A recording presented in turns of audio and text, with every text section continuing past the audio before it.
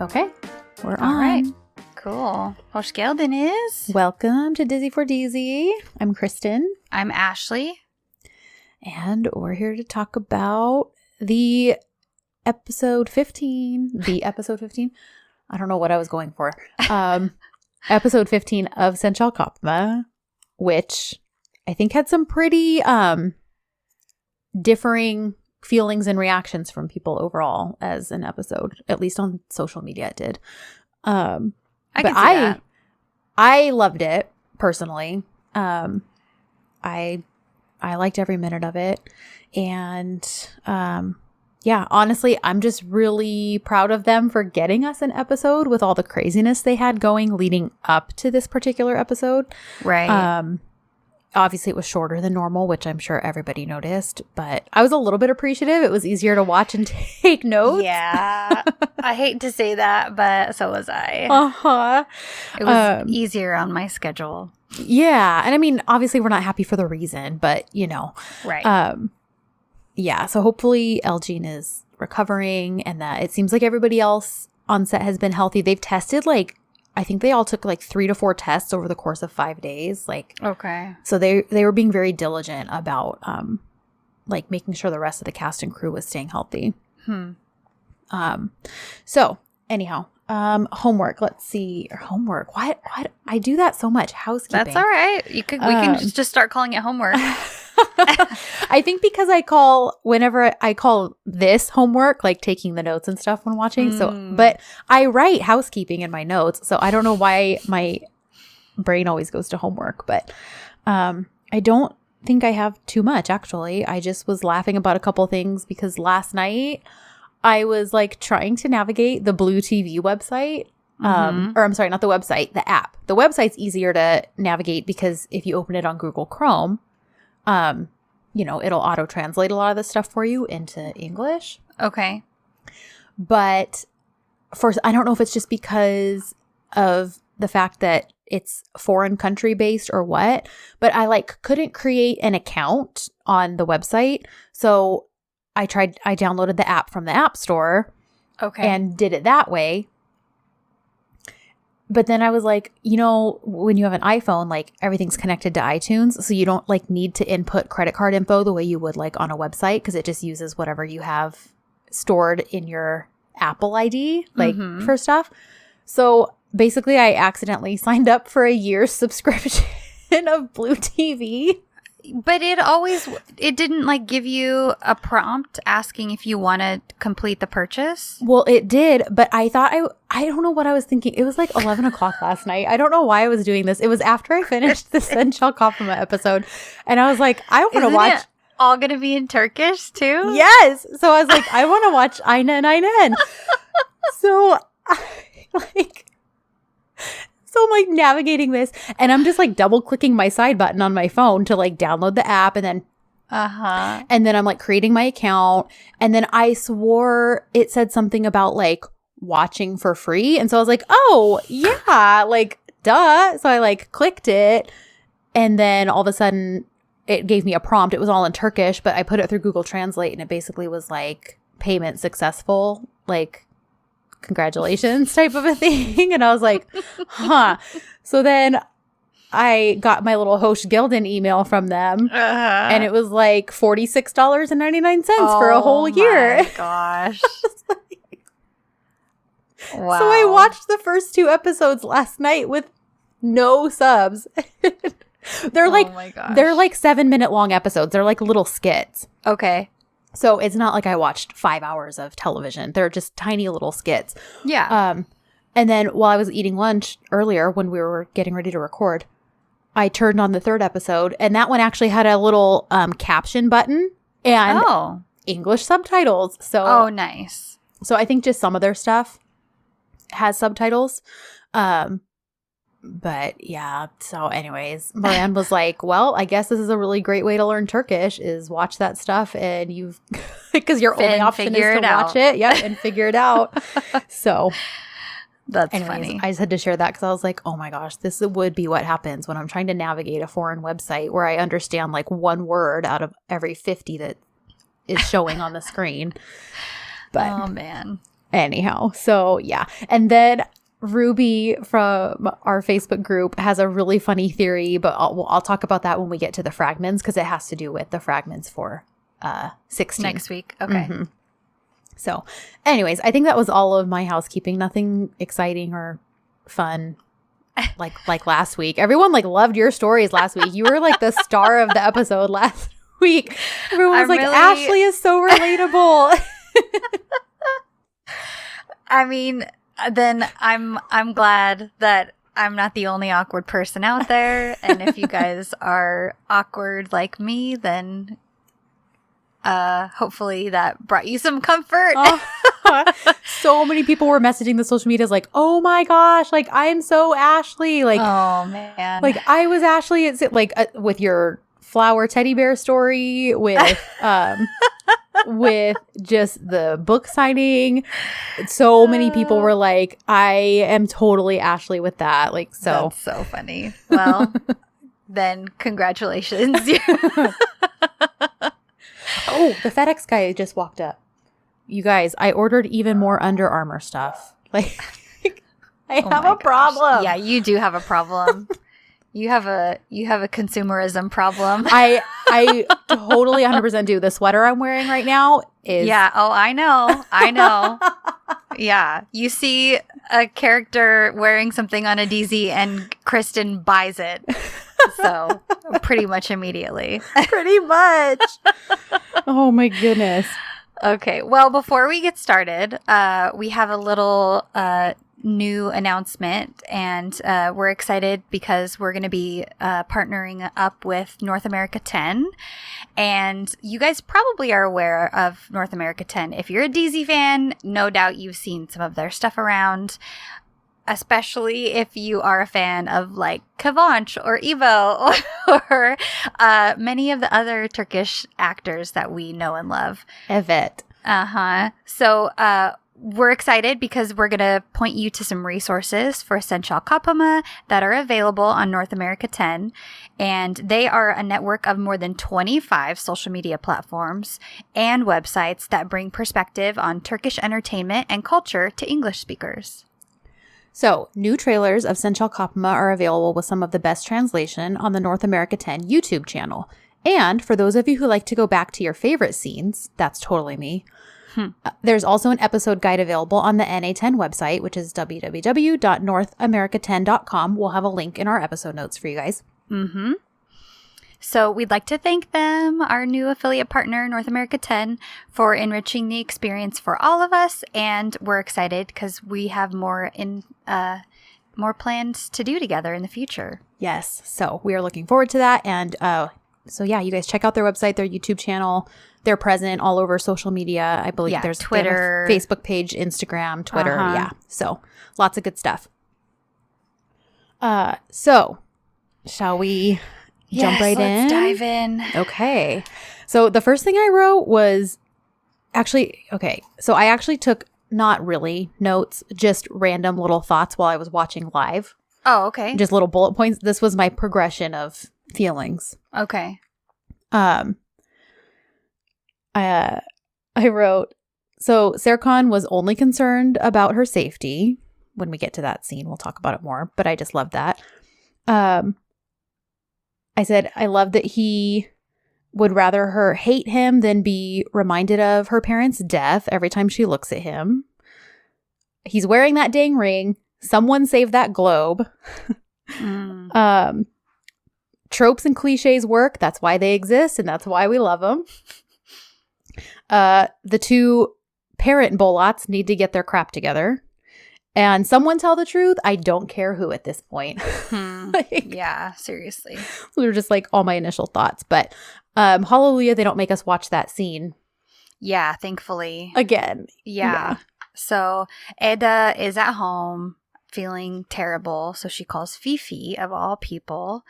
But, you know, sometimes you just need a specific person to come help you in your time of need. And she chooses Fifi to help her out. So Serkan is also at home. He is pensive. He's staring up into the sky. And then we do a quick scene change and Engin is there. So I'm one thing that I loved about this and that I have loved from the start of this show is that they each have a friend group to rely on and to lean on during these crappy times, because we all know that in life is not always sunshine and sparkles. And when the poop hits the fan, it really, really helps to have at least a couple people to lean on and to get comfort from. So it's so nice to see that they both have that.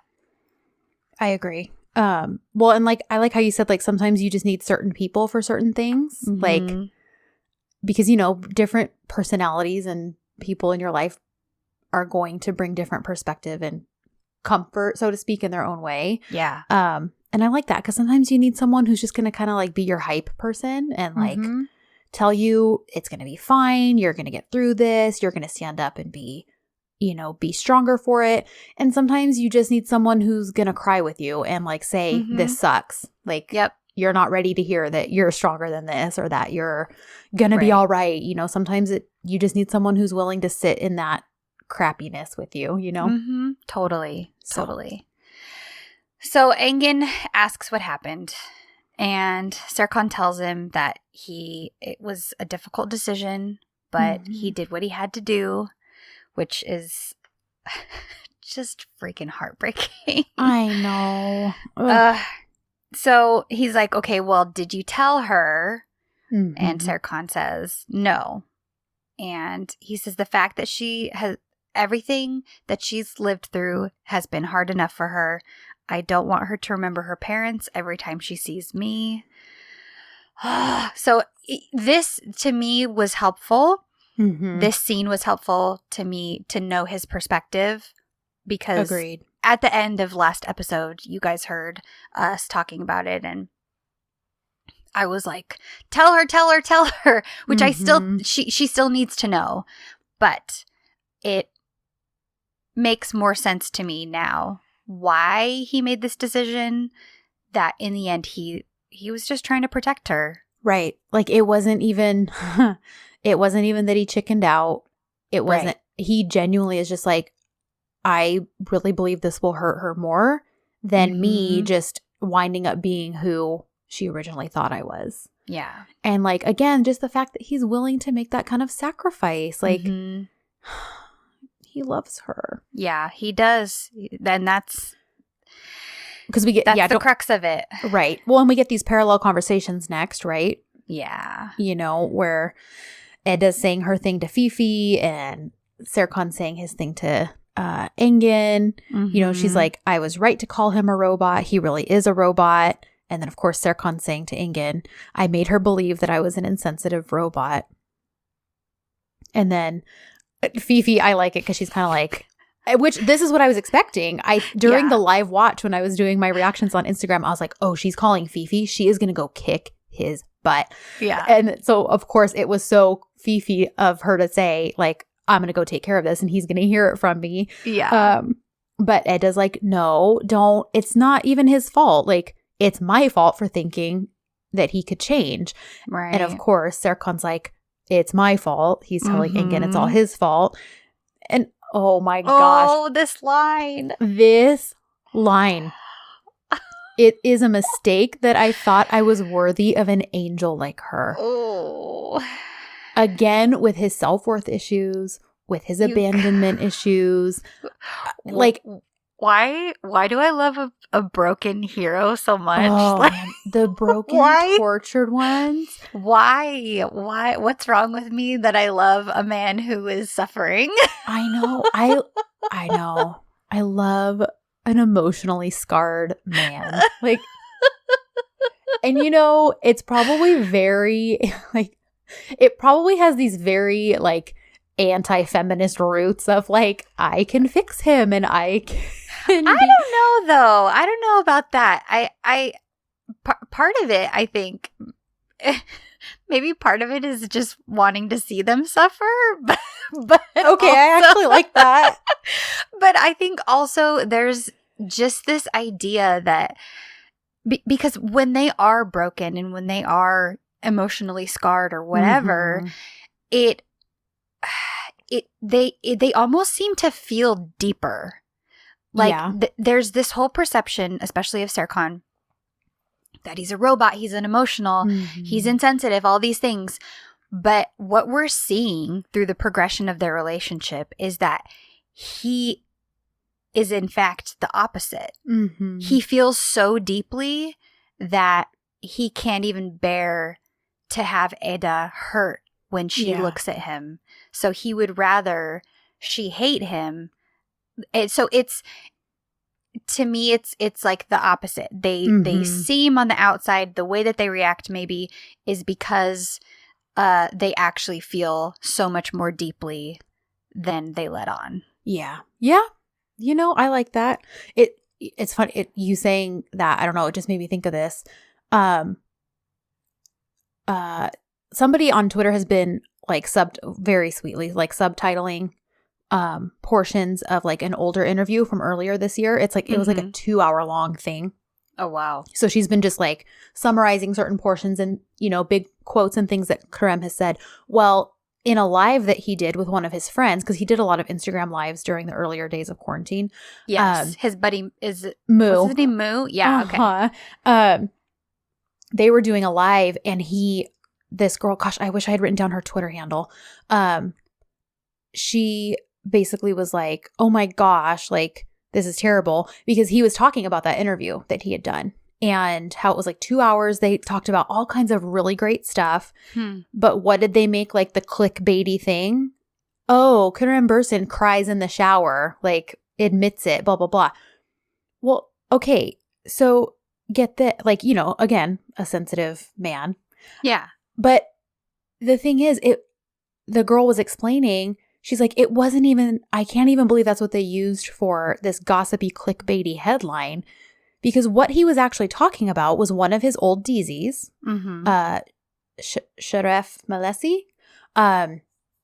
And they had just finished filming a really heavy episode, and he was like still struggling with it.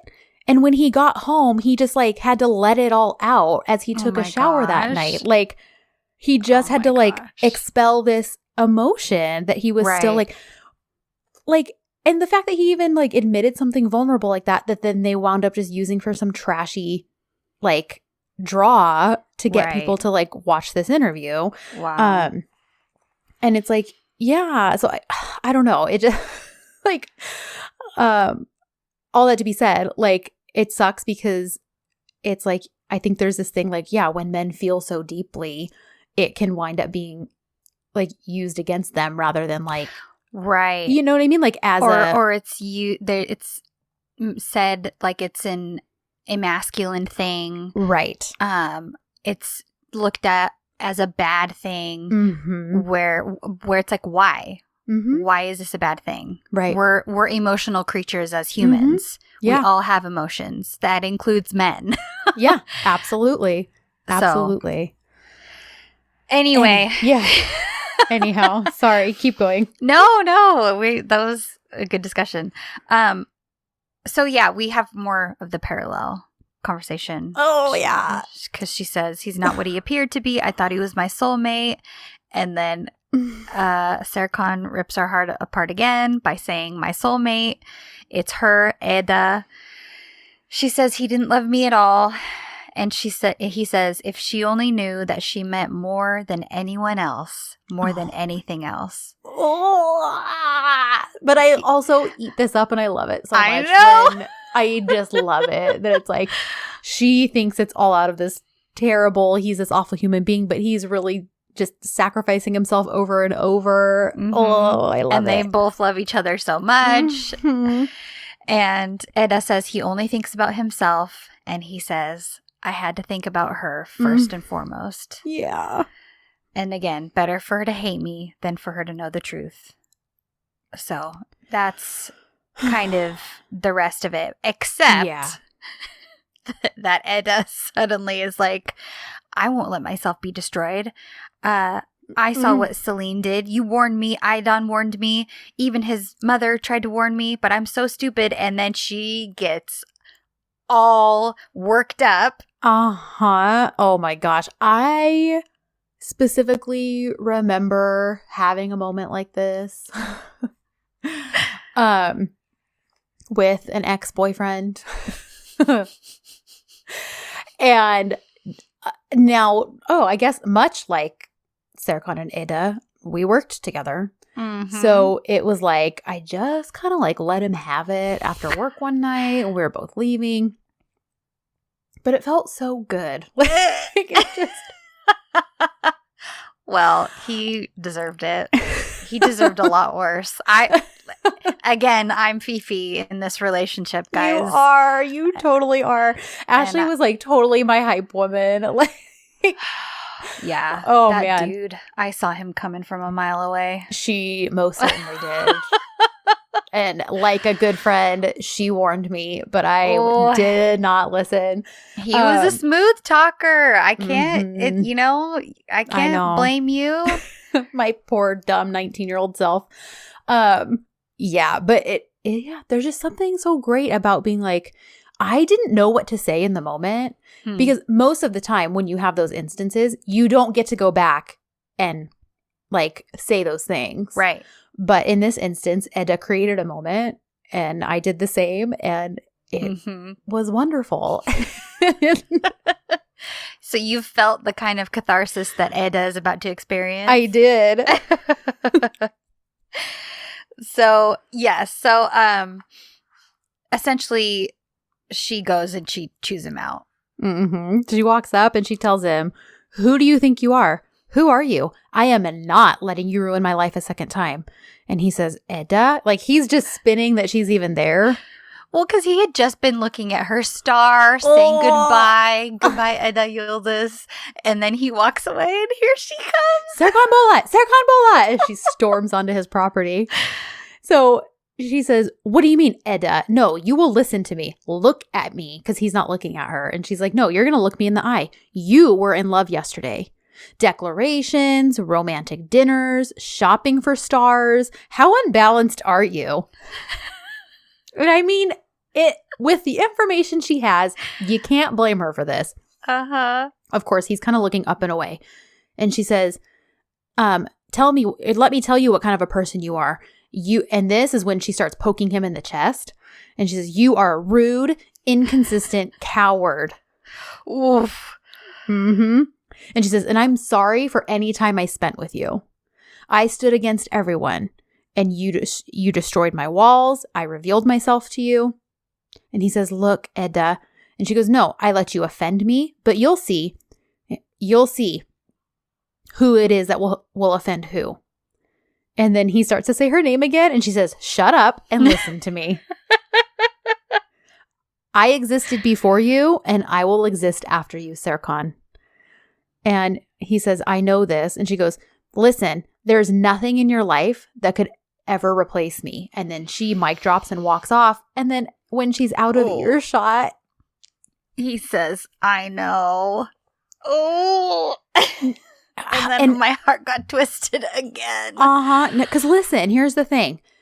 I 100%, again, with the information she has, 100% support what she went and did. Mm-hmm. But we have all the information, which means we also have the information Serkan has. And he had to sit there and endure that, knowing that none of the things she's saying are actually true. Mm-hmm. But he just lets her believe it because he truly thinks like this is going to be better for her. It'll be easier for her to get through this than it will be knowing that his family was the cause of her parents' death. Yeah. Yeah. So she's on her way out and she stops because basically the adrenaline wears off and the emotions start to come back, and she starts to kind of realize, she gets back into the understanding that they really truly are broken up, and everything that she thought about him is supposedly a lie. And I appreciate this so much because I feel like we either paint this picture that either you have to be just this strong, stiff upper lip, get through this stuff, and you're not actually allowed to feel sad, or you're weak. You're not allowed to like feel the feelings. It's like, I love that we get both sides of Eda. We get this whole like, no, I am going to be okay. I did exist before you and I will exist after you, but also we don't see that it's not affecting her. Like, we get to see her feel the loss, to go through the grief as well. Because guess what? You can be strong and still have feelings and not be okay at times and not feel that strength at times and have to just like have those moments, those metaphorical cry in the shower moments, like. Right. And honestly, there's that whole conception again, that being sad and feeling the emotions that come after something like a breakup, that is somehow weak or signifies weakness, when that isn't the case at all. No. You're processing and you're allowing yourself to feel those feelings, which is big in and of itself. And this is kind of a left field thing, but since we're on this topic, there's this Japanimation movie called Spirited Away by Hayao Miyazaki, and I love his films if you guys are familiar with them. Anyway, there's a scene where this little girl, so the movie is about a little girl. She kind of gets spirited away into this like spirit world, and she's stuck there, and her parents have been turned into pigs. But she's like just this little girl dealing with this brand new reality that she's stuck in. And there is kind of a helper who she meets, and she like has a really rough first night, and then he's like, okay, meet me here. I'm going to help you find your parents. I'm going to take you to them. And he has this like rice cake thing for her when they meet up. And she's like, no, I'm not hungry. And he tells her, no, it'll give you strength. And she eats it, and then she just starts crying. And there's something about that picture that has always really stuck with me, that thing giving her strength, that thing building her up, it strengthened her. And that picture of that strength was her crying and her like letting out the emotions. And I've always thought that was such a beautiful picture, because of the fact that crying and emotions is so often seen as a weakness when that's not the case at all. That's a really, really good like picture. Like, I haven't even seen what you're talking about, but I like was picturing that perfectly in my head while you described it's like she it. Finally can release everything that she's been kind of bottling up because she's just having to deal with everything. So I feel like this is kind of one of those moments for Eda where she has said her piece to Serkan, but now it all is kind of hitting her, and the reality comes in, and then who else comes over is Aidan sees her. Yes. So I have a question for you before. Do you have the screenshots of their stuff? Yeah. Okay. So while you're grabbing those, do you think Aidan was saying this because she was under the impression that he had actually told Eda everything? Or do you think she just thought they broke up, like what actually happened? Because there were people who were like, I feel like she was super sweet about this because she thought that he had told her about her parents. Or do you think she genuinely was just like, this sucks no matter what, and so I'm just going to like try to comfort her? That's a good question, because I had wondered the same thing about Alptekin later on.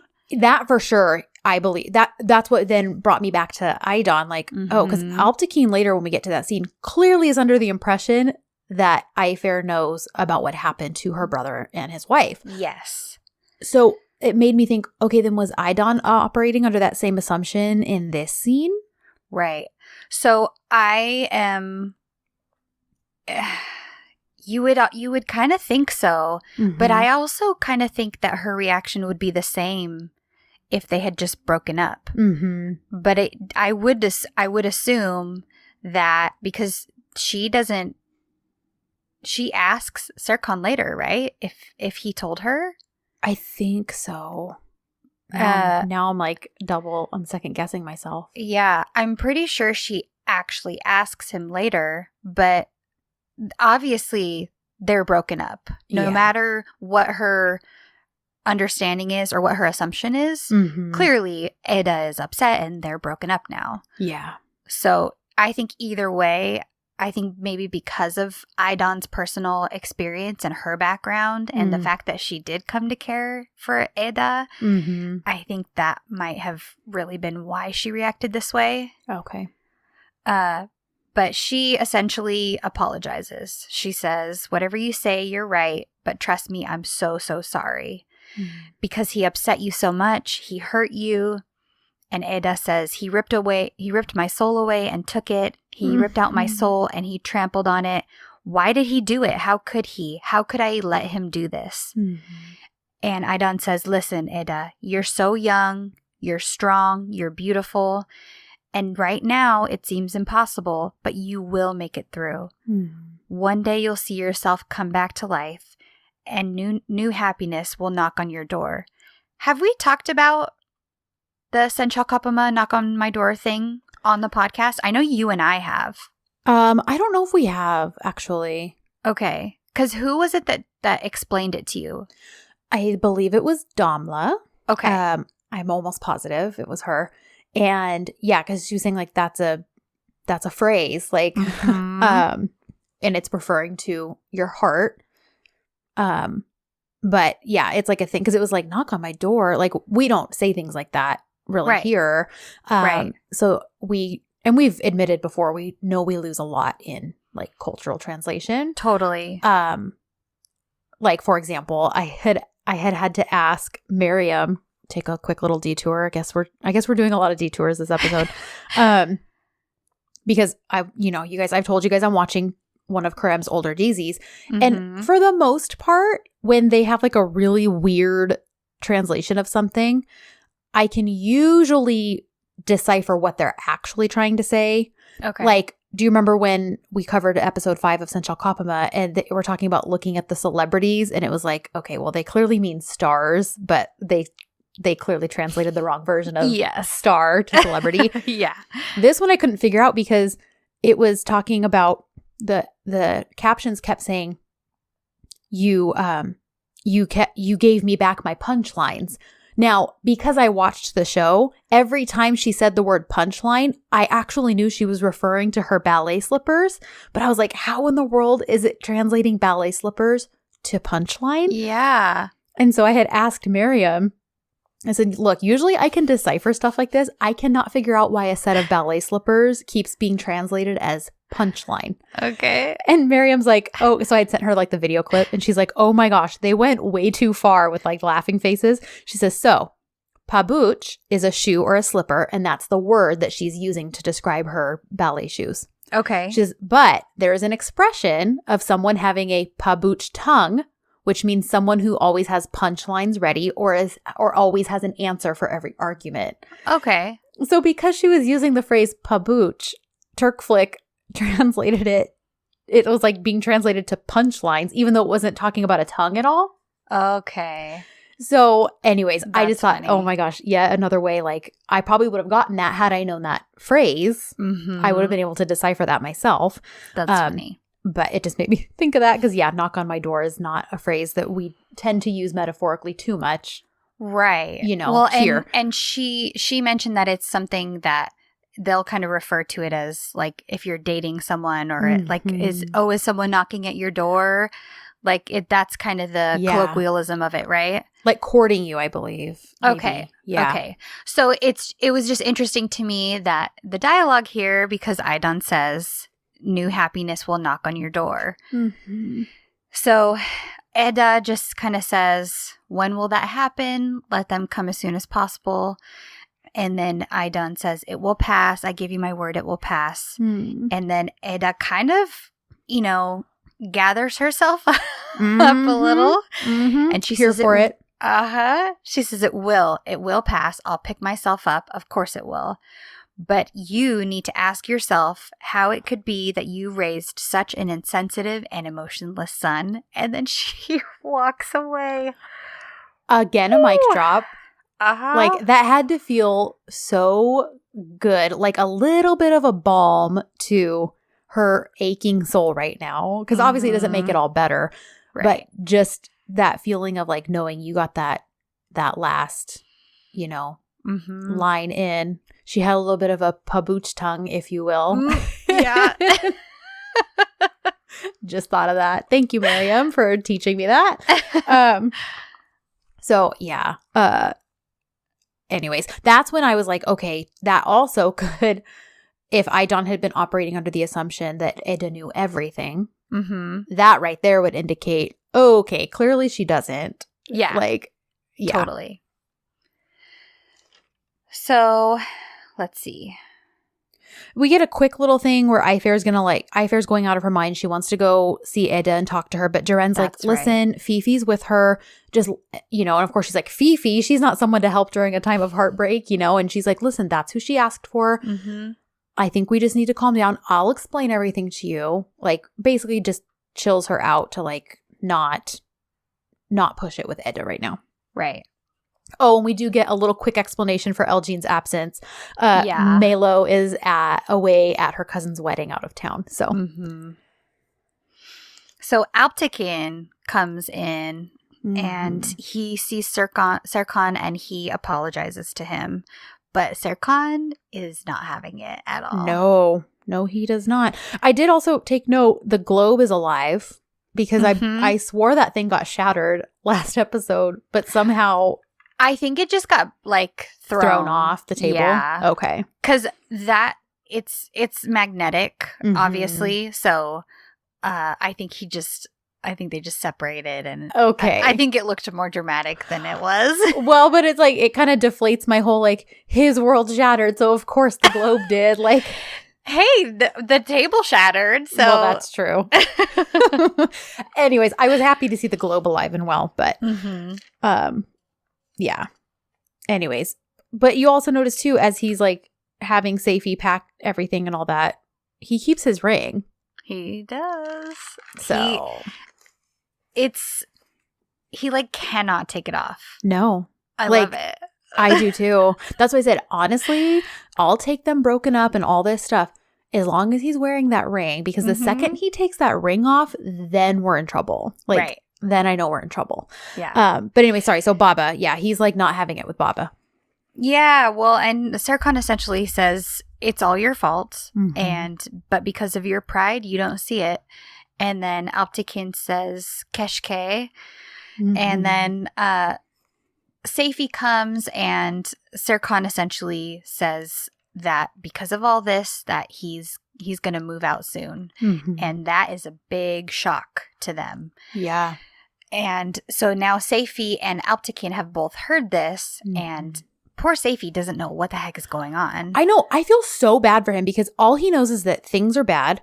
Things have been weird and tense for a little while because he knows there's all this secretive stuff happening. And then next thing he knows, he's being told to pack up Eda's stuff and return it to her. So clearly he can put together that they're broken up.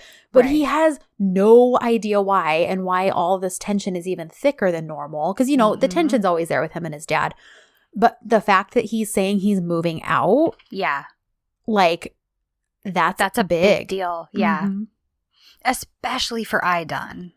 Well, right, because he explains, to Eda early on, yeah, I live on the same property as my parents because otherwise I'd never see my mom, and it was very important to her, so I did it. Like, so but part of me too is like, good, you need that environment so toxic for you right now. And I don't like to throw that phrase around a lot because I think it gets overused, but right. I mean, like, his parents have some, even Idon, yeah, I know Baba's more the culprit in this overall, because Idon didn't know about this until just recently. Right. But even, honestly, the advice, we just said this, the advice she gave him last week was terrible. The advice he wound up taking. So it's just, I think he needs to get out from under their thumbs a little bit. Yeah. At least temporarily. Yeah. So, just to get some space. Yeah. Yeah. So he asks Safie to pack up Eda's things. And then right before Safie leaves with all the stuff, he also has him add the globe. So it's I'm sorry, that's like a little bit later, but yeah, it's kind of back and forth, so it's fine. We just kind of covered it all at once. So Fifi, we have a cute little moment between Fifi and Eda where Fifi brings Eda some milk, and I love that she basically asks, so are we gonna burn all of the stuff that reminds you of Serkan? Mhm. But Eda, good for her. She says, no, because I'm not the type of person who's afraid of memories. I love that contrast it clearly painted because, like, Serkan's immediate reaction is to, like, try to physically erase her from his life. Mm-hmm. Because it's just going to hurt him to Mm-hmm. see that. Whereas she's like, she knows it might hurt, but she wants those memories because there's good tied in with the bad. Like, Yeah. And I love that contrast between the two of them. And I also think it's an important thing for us to hear her say, because I think it's going to be good foreshadowing for when she does find out about the connection with her parents. Yeah. Because she will be able to handle it. Yeah. Maybe not immediately, but eventually she will be able to deal with it. Yeah. Yep. So she basically says, what is it that you always say to me? And she, and they basically say, like, tomorrow's the first day of my new life. And I was like, oh, our girl. So we get to tomorrow and she's getting things ready at the flower shop and she's saying to herself, like, her inner monologue is saying, in my dreams, Italy. The reality, petunias. So of course I looked up petunias. And because she's clearly making a bouquet that features petunias in it. And it's interesting because petunias represent anger and resentment. And I also liked the note that I read on this one in particular said that petunias are very sensitive and easily damaged, much like somebody who is filled with anger and resentment. But then that also they can have an underlying meaning of desire and hope beneath all of that anger. Okay. So I like that. I do too. So yeah, again, Aisha and her, like, it's just a throwaway line. It could very easily just be seen as a throwaway line. Like, my dream was going to Italy, but my reality is I'm making a flower bouquet of petunias. And, that paints a picture in and of itself, like just what her reality is versus her dreams. But I just love that she spends time on these little details that most people are probably going to overlook, but she takes the time to do it anyways. Yeah, so. Totally. So she's still giving herself like a pep talk, right? So she says, I'm Eda Yıldız, and this is the story of how I fell in love with a handsome, heartless, shameless, heartless again, man who ruined my life with one signature. I am Eda Yıldız. I went back to where I started, but with one difference. And then we get interrupted, huh? We do. Okay, because I was like, did I miss a screenshot? Because I like... I was like, wait, that's not a complete thought. That's right, because Ifair comes in. Okay. And she says, good morning, asks how things are going, and then Eda continues, but she just says, I really hate you, Serkan Bolat, to herself. Okay. So they kind of explain... Eda is basically being like, I'm doing really well, thank you. I even made tea. And then Ifair is like, okay, sure, no problem. You're great. I'm going to back away slowly. It's like, yeah, like the crazy eyes, like. Exactly. Because she's like, do you want to talk? And she's like, no, I don't want to. I want to work. I'm doing great. So that's that. We don't really hear her finish that thought, though, of the one difference. But obviously the one difference is Serkan. Yeah. I think we can assume that. Yeah. So then we switch over really quickly. Basically, Seifi and Aydan are trying to spy on Serkan. Aydan's like, okay, like he needs to just go back to his normal self. Normally he'd be out parading, getting ready for work. And I love Seifi because he's like, get ready to see an overgrown. And I wrote, yes, please. Overgrown. Yes, please. Depression/breakup beard. Here for it. He says, get ready to see an overgrown and depressive Serkan. And I wrote, bless you, Seifi. But then he does wind up strutting out, parading in a suit and ready for work. And Aydan's like, oh, good, everything's fine, because he's just reverting to his, default settings, basically. So then we switch back to the nursery. Yeah. Oh, that's right. So Eda has clearly told Ifair what happened with Serkan. And Ifair is overjoyed. She kind of is just like, good for you. You stuck it to the man. And Yeah. good job. Congratulations. Now we can move on with your life, etc., etc. So the floral arrangement that Ada has been working on is going to be delivered somewhere. And Ifer tells Ada, oh, check my phone for the address. It's right in my messages. Well, how do you not delete your text messages between you and your mother when you know normally you don't talk to her and you know Ada would lose her dang mind? Like, yeah. Anyways, well, she doesn't. And Ada finds it and hell breaks loose. And Ada is so mad.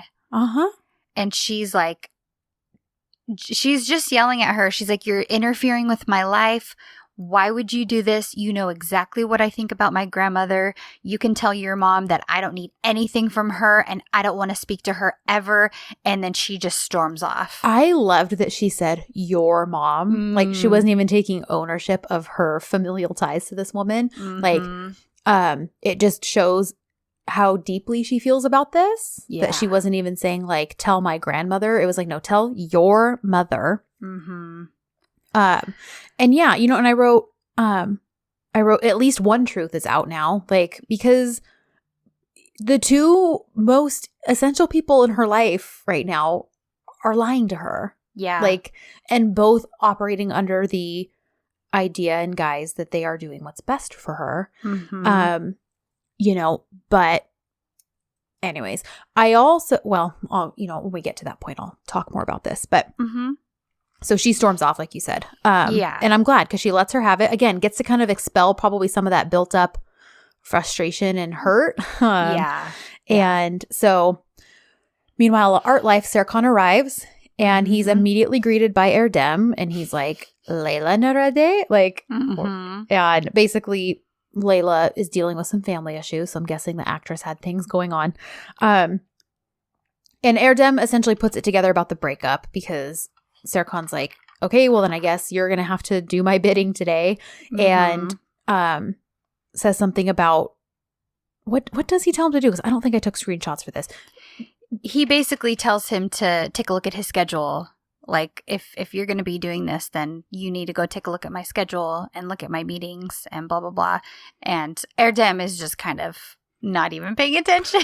Right. He says something, though, that makes Erdem figure out that they broke up, though. Like, and I don't remember what it was. No, I'm wrong. That was later on that he does that. He tells Erdem to get Eda's stuff and send it to her. Oh. And then Erdem is like, what? Why would you need to send Eda's stuff home? Why do you need to take it away? Does this mean that you guys are broken up? And Serkan's like, personal life and work life are separate. Thanks, dude. And well, then why are you having him do your bidding for your personal life, Serkan? Good point. But Erdem essentially is like, oh no. He's totally defeated. And he's like sitting all depressed. And doesn't he even say like Robot Bola has returned or something? He does, because he goes over to Suzanne, that's right. And she's like, what happened? What's wrong with you? And he says, Robot Bolad is back.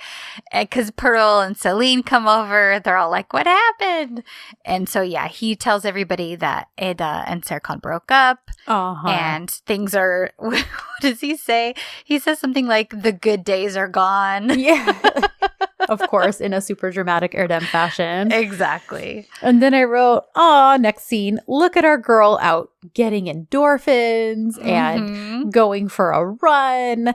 And Hannah, our friend Hannah, pointed out, she was like, I'm sorry, like, I'm a little jealous that she can hold down a conversation while out for a run because Effie calls her. Yeah. She's just talking like she's not out of breath or anything. She's just out running and having a phone chat. Did you also notice that the men she was running past were totally checking her out as she was running? Really? Totally. And that was probably a real thing. Like, yeah, well, because she's just running on the coast and they had to shoot it for however long they were out there, but they're probably just normal people sitting out there, and you can't even really see them, but you sure see their heads turn as this beautiful girl runs by them. Can you blame them? I just thought that was so funny. So, yeah, Effie calls and she explains that they broke up and that she's not going to be working at Art Life anymore. And he is kind of confused because he's like, well, you broke up, but that means you lose your job too? Like, what? He has a point. He does. And so he's like, okay, why don't we talk? Because I want to talk to you about this project, etc., about work. So they decide that he's going to come get her, take her home, and they're going to have a little chat. So that happens. And then I wrote, meanwhile, our broken robot is staring at his glass encased flowers. And Celine, Ingen, Putteril, they're all kind of outside that conference room kind of discussing that sort of thing. But I love it because Ingen's like, let's give him some space, you know? But then kind of proceeds to do the opposite by going in and then being like, hey, man, when you have a minute, come to my office. I need to talk to you about work. So it appears that he's like doing exactly what Serkan needs and just distracting him with work. But then when that scene comes up a couple scenes later, he actually just called him in to talk personally with him, which I kind of love because I'm like, Ingen knows what his friend needs. Like he does. And I thought it was really sweet because Ingen just is clearly very upset for his friend. Yeah. Well, yeah, because he knows, even though he lets the girls believe, well, you know how Serkan is when it comes to relationships, you know, because Celine's he's upholding like, the whole robot persona. Celine's like, oh, you don't have to tell me. And I love it because he tells Celine, like, watch it. Like, so he kind of lets the girls believe that, but he knows better. And so, but before that happens, we go back to Efe and Eda.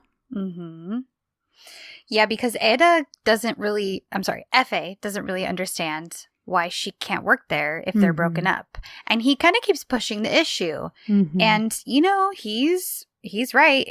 It's possible to work with an ex. Well, he's being for Eda what Eda was to Celine last episode. Yep. And he is kind of, it's interesting because he seems to know how to push the right buttons with her. Yes. Because he's like, okay, so the only reason you were there was for Serkan then? And she's not going to agree with that because, first of all, it's not true. And second of all, that's going to irritate her to even think about that.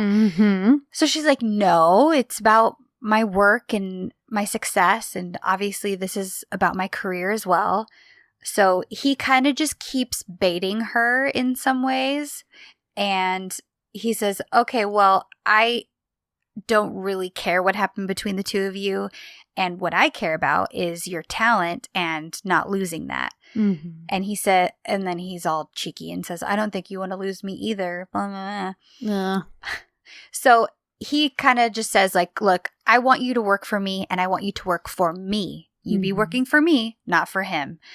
And this is going to be better for your career. Imagine your name being under my company, what that could possibly do for your future. Yeah. And he ends up convincing her, which, you know, again, knowing what she knows and not really knowing anything. At this point, we don't even really know anything super concrete about Efe. And the only thing she knows are from her interactions with him. So as much as I hate it, and I'm like, no, don't work for that dude because it's going to be a bad situation because we're the viewers and we can see the whole picture. I understand why she would do it. Oh, 100%. Well, yeah, because she's like, yeah, why should I hide? You know, you're right. And I love, too, that he says, you know, my one condition is that you do finish school as soon as possible. And she's like, oh, yeah, that's like a non-starter. I will do that. Yeah. And then he's like, okay, one more thing. And he writes down a salary, which we don't get to see. But he basically is like, this is what everyone starts off at in Italy for me. So this is what I'm willing to pay you. How does this sound? And by her eyes, you can tell she's like, holy crap, I can't believe he's going to pay me this amount. Right. So she's very thrilled.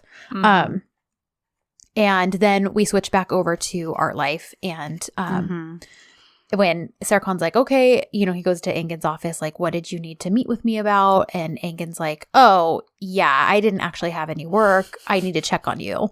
And he's like, listen, man, when was the last time you took a vacation? You need rest, which of course goes over real well with our workaholic robot. And, you know, Engin's like, oh, so you basically think you can just pour yourself into work because out of sight, out of mind, and you're just going to forget her? And Serkan's like, yeah, essentially. But then right as that happens, Efe and Ida are walking in behind them. And Engin's like, well, how's that going to work? Because turn around, bro. And, you know, again, right here too, because he sees that and he's like, oh, brother, what's this? Mm-hmm. Efe kind of puts him in his place because, of course, Serkan's like, don't you think you should have mentioned this to me? And he's like, why? It's my company. Like, she's not working for the holding. She's working for me. She's not working for Art Life. She's working for me. Yep. And he, again, has a point. Like, you don't really get a say in this, Serkan. Mm-hmm. And, you know, so I liked that. And so then Serkan's like, Eda, can I talk to you? And she's like, sure, we can talk, but I have nothing to talk with you personally about. So whatever you have to say, you can say it right here. Yeah. And, you know, he basically asks, like, why would you take this job if you're only going to be here for a couple of months before you go to Italy? And she's like, well, I'm not going to Italy. And he's like, what do you mean you're not going to Italy? And she's like, you don't get to ask me that anymore. And he's like, oh, so we're playing games now? And she's like, do I look like I'm playing a game, Serkan? Which I kind of love. And he tells her this will end badly. And then she says, how can it possibly get worse? Oh, Horrible. And then I wrote mic drop because she walks off. Like, yeah.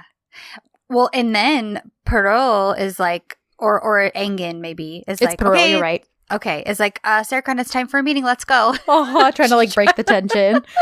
And yeah. But then Serkan is like, oh, you go. Efe, can we talk? Uh-huh. And Efe, good on him. He's like, yeah, what's up? What do you need? And Serkan's like, what are you getting at? And Efe says, I want to work with Eda if that's okay. And Serkan says, you're hurting her by doing this, so you better stop it. Which I really love him for being protective of her. I know. But at the same time, I'm like, bro, you don't have a leg to stand on. You broke up with her and you hurt her more than anyone. Yes. And like, again, none of these people know what you know. So yes, you know that by her being forced to be around you every day, it's hurting you too, but also her. But yeah, like you have to look at this from the perspective of literally everyone else, which is that you just threw her away. Like, yes. Well, and Efe says, Serkan, do you realize how she broke when she just lost her job? And you want her to pick it up? And he's, anyway, but this I love because, sorry, am I saying something wrong? No, it's okay. Oh, okay. Because I do love this because Efe says, I don't think we should talk about this anymore. And I think we need to have Eda decide. Yeah. And I'm like, yes. Yep. She is an autonomous person. It is her decision when it comes down to it. Yep. The two of them can argue as much as they want, but in the end, it's up to Eda. And they need to respect her decision. Yeah. So I think, did Zuzu just sneeze? Yes. Aw. I was like, I swear I just heard a dog sneeze. What Efe had said to him, because I think you must be using Turkflix subs. Yeah. Okay. Were my subs worse? So, because basically what he said was, you already took all of this from her. Are you going to take this as well? Like, you took everything else and you're going to take this now? Okay. So that's what he was like trying to say. Yeah, Super Riki's been like killing it with the subs lately. So I've just been using theirs. Like, yeah. Well, yeah, that's unfortunate. Yes, it is. How I pay Turkflix. Same. I know. So, but it is a much higher quality video, and a much more organized and no website ads and all that no kind ads. of stuff. I love it. Yes, but no risk of sketchy stuff popping up. Exactly. So, now it's meeting time in the big conference room. It's clearly tense. And Serkan's like, I have a different idea. I know we've basically finished this proposal, but we're going to scrap it and start all over. And he is like, we're going to do a new project from start to finish. And Edda's like, again, kind of a parallel thing, because she's like, oh, so yesterday this project was fine and today it's not. Like, very reminiscent of yesterday you were in love and today you're not. And Effe's like, it's cool, fine. And I love it because Serkan's like, and Effe's the one who says, we should split up and make 2 different ideas and then let the client pick. And Pearl's like, that's not really how we do it here. And he's like, well, it's how I operate. So, and Serkan basically is like, nope, that's fine. Sounds good. Let's come up with 2 projects and we'll present both to the client. Because, and even Engen points out like, because either way we win, because whether some of us are making one proposal and some of us are making another, either one that he chooses, we get the business for it. So why? Exactly. So cool. Let's give him 2 options to choose from. There's no harm in a little competition. Right. So I put, oh boy, here we go. So what's next? Oh, I don't Safi, huh? Yeah, they basically prepped a little pottery throwing area for Alptekin to try, and they're all excited about it. But Alptekin is just upset about the whole situation, and he can't really focus. So because he's upset about Serkan, and then he realizes that Safi or Serkan has not even told Aidan that Serkan is going to move out. So, because Safi kind of gives him the no, don't say anything. She doesn't know yet motion. As Alptekin is venting a little bit about how they're going to lose him and all this kind of stuff. And Aidan clearly doesn't know that he is moving out. Right. Because she's like, what do you mean? Like, he'll be home. We'll have dinner. We'll talk things out. Blah, blah, blah. Yeah. So then Alptekin just is like, I got to fix this. And nopes on out of there. Yeah. And you're like, what are you doing? Yeah.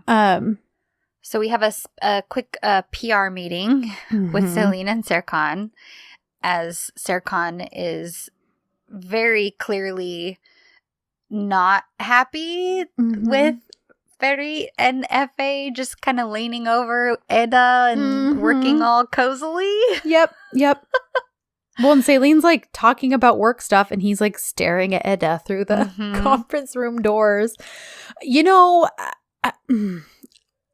Part of this part, I was like, okay, Celine, because she basically mentions that he's still wearing his ring. She does, yeah. And, and she's like, how did it come to this? And he's like, that's life. And he's like, let's just focus on the holding. But, I like this part where she's like, Serkan, nobody even comes close to you in your ability to break women's hearts. Like, and give them hope and all this stuff. Like, and, for all the crap Celine has pulled, she's not wrong. She's not. Especially, again, given what she knows about the situation and about their relationship and then everything that she experienced with him. Well, right. And then the fact that he was literally telling her how he fell in love with Edda and how she makes him want to be a better man and all this stuff. And then they're broken up. So she says her piece and walks out. Yeah. She's kind of like, we'll do this later. Yeah. Like she can't really handle him at the moment. So she walks away. Yep. So I put let the games begin. They start to kind of work on stuff. And Serkan's pulling the big guns by calling Idol Hanım to help them with theirs. And so Edda walks outside to kind of gather herself and come up with a game plan. And of course, the girls walk up right then.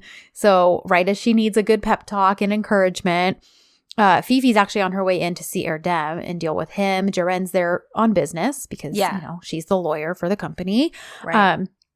So they kind of have these little pep talks and walk in, and we get 2 sets of these like babe walks, like team babe walks. It felt like a showdown kind of a situation because the girls are walking in together and the men are walking down the stairs.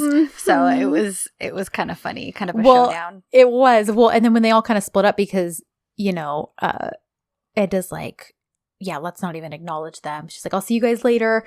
And Serkan at first is like confused and he's like, I'm sorry, when did Fifi start working here? Like, why is she here? And then he asks, who does he ask? Engin, maybe? And he's like, did Edda just pretend not to even notice me? Yeah. So funny. And then Erdem is like, Fifi's here. And he starts basically malfunctioning. And then we get a tense Diren and Celine moment, which I'm like, really, Celine? Really? Like, you're going to be this shade of petty? But she just got left at the altar, Kristen. But she was literally ready to leave him, I know. I'm just saying that humans are just more complicated than to immediately expect her to be fine with another girl flirting with the guy she was living with an affianced to. So, okay. Like a week ago. Okay, fine, Ashley. Fine. I'm just saying, I get it. I get the humanity aspect of it. Yes, Celine was super crappy to Furry, and she deserved that. She deserved what she got. I fully endorse that. But I just understand why she would...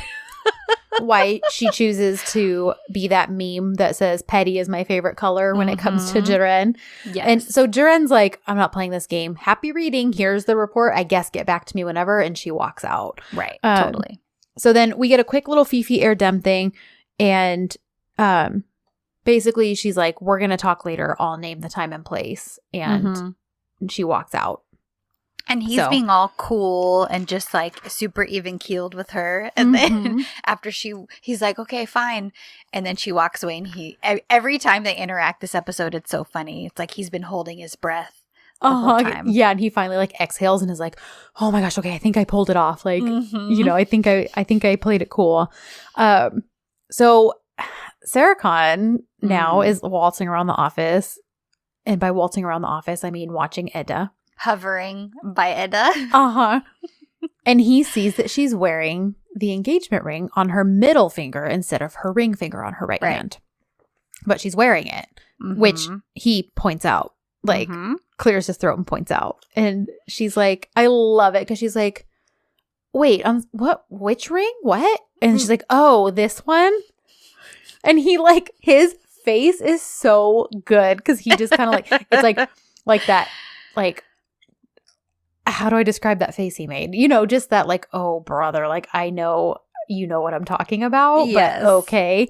And she's like, well, I actually tried returning this to your mom, as you know, but she told me something. She said that Serkan would remember me every time he looked at it. So basically that I needed to keep it. She said, so that's why I wear it, so that every time I look at it, I remember exactly what kind of person you are. And she goes, you understand too exactly what you are. So it worked out well. And he's like, And she's like, you're still wearing your ring.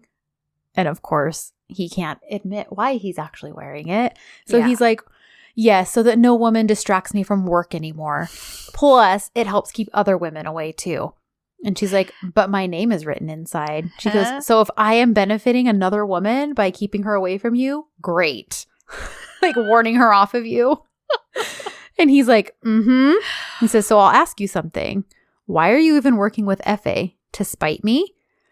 And I love her answer. And she says, I know it's sad to you that the world does not revolve around you, Serkan Bolat, even though you think so. If I was thinking about you at all, I wouldn't even be here. I'd stay away. And he says, so it's for Efe? And she says, no, it's for me. And I'm like, yes, girl. And she said, because Efe is one of the important architects that I would like to work with. So this is for myself. It's for myself that I'm here. And he says, got it. That is, you chose the logical thing. And she says, from now on, I do not go about my feelings. So if there's nothing else, and just kind of dismisses him. And it's interesting that he used the whole logic thing because that's what he always, was operating off of. And now it's like what she's operating off of. And interesting that he's operating on nothing but his feelings. Yeah. Which is what she usually operates on. They've kind of pulled a Freaky Friday here. Yeah. I was thinking, what is it about this type of conflict that I just love it? I do too. I just eat it up. They're bantering and I realized how much I missed it. The early episode banter from when they were still like enemies and all this stuff. Like, don't get me wrong, I love them together and I cannot wait for them to be back together. Too. But I was like, man, I forgot how much I really missed this like bickering between them because it's so good. And they both can give as much as they can take. Yep. And I think that's why it's so good and why it's so entertaining and why you're like, ooh, yes, because the battle feels very equal between the two of them. Yes. So, so this is an interesting scene because this is when Alptekin comes. So he comes to Ifair. She has him sit down to have some chai or water or whatever. And he ends up apologizing for Serkan. And like you had mentioned earlier, it is very obvious that he thinks that Serkan has told them everything. Right. And that Ifair knows as well. Because as he starts to talk about the situation, then Ifair kind of stops him. And she's like, no, I understand. You know, he made a decision about a relationship without thinking. And then you kind of see Alptekin realize, oh, so they've broken up, but he hasn't actually said anything. Yeah. It's interesting because he starts to kind of he's like, well, I need to tell you one thing. And she's like, okay. And she's all ready. And he starts to say it. He starts to gear up like he's going to tell her everything about their past and everything that he is responsible for. But he totally chickens out and he ends up bailing. So I was like really excited because I was expecting him to say it and expecting him to be the one Me too. I wanted him to like, even if it was by accident, like he just kept talking, not realizing that she didn't know. Or once he realized that she didn't know, telling her anyways. But no, he cowards out. Of course he does. Like, but I'm hoping this is a good foreshadowing and that because of this situation, because he knows that Serkan hasn't said anything, that he is going to be the one who steps up and tells them. Yeah. That's what I'm hoping. Yeah. I'm sorry. I just got a notification on my phone while you were talking about that. We made it into the finalists for the Discover Pods Awards for People's Choice. So we're like one of the finalists. Oh my gosh. So I will post voting info when I drop this episode, with some links if you guys feel so inclined to go vote for us to win a podcast award. Anyway, sorry, I was like, I got this notification and I was like, oh my gosh, but I didn't want to like interrupt your Alptekin story. You were like, you had a good flow going with it. Anyways, so now we move on to Serkan and Ferit. They're kind of having a meeting. And I find it interesting because I felt like this was foreshadowing here because he asks Ferit what he thinks of Efe. And of course, Ferit's like, oh, you know, he's nice. He's this. He's very, you know, he's good to work with, blah, blah, blah. But Serkan totally has Efe's number down because he says, oh, okay, well, be careful. He's like, because I'm guessing also he just sort of casually threw it out there that he would be willing to buy your shares if you ever wanted to sell them. He's like, yep, sounds about right. Like he knows exactly like the seeds he's planting and the foundation he's trying to build. So he warns Ferit to be careful.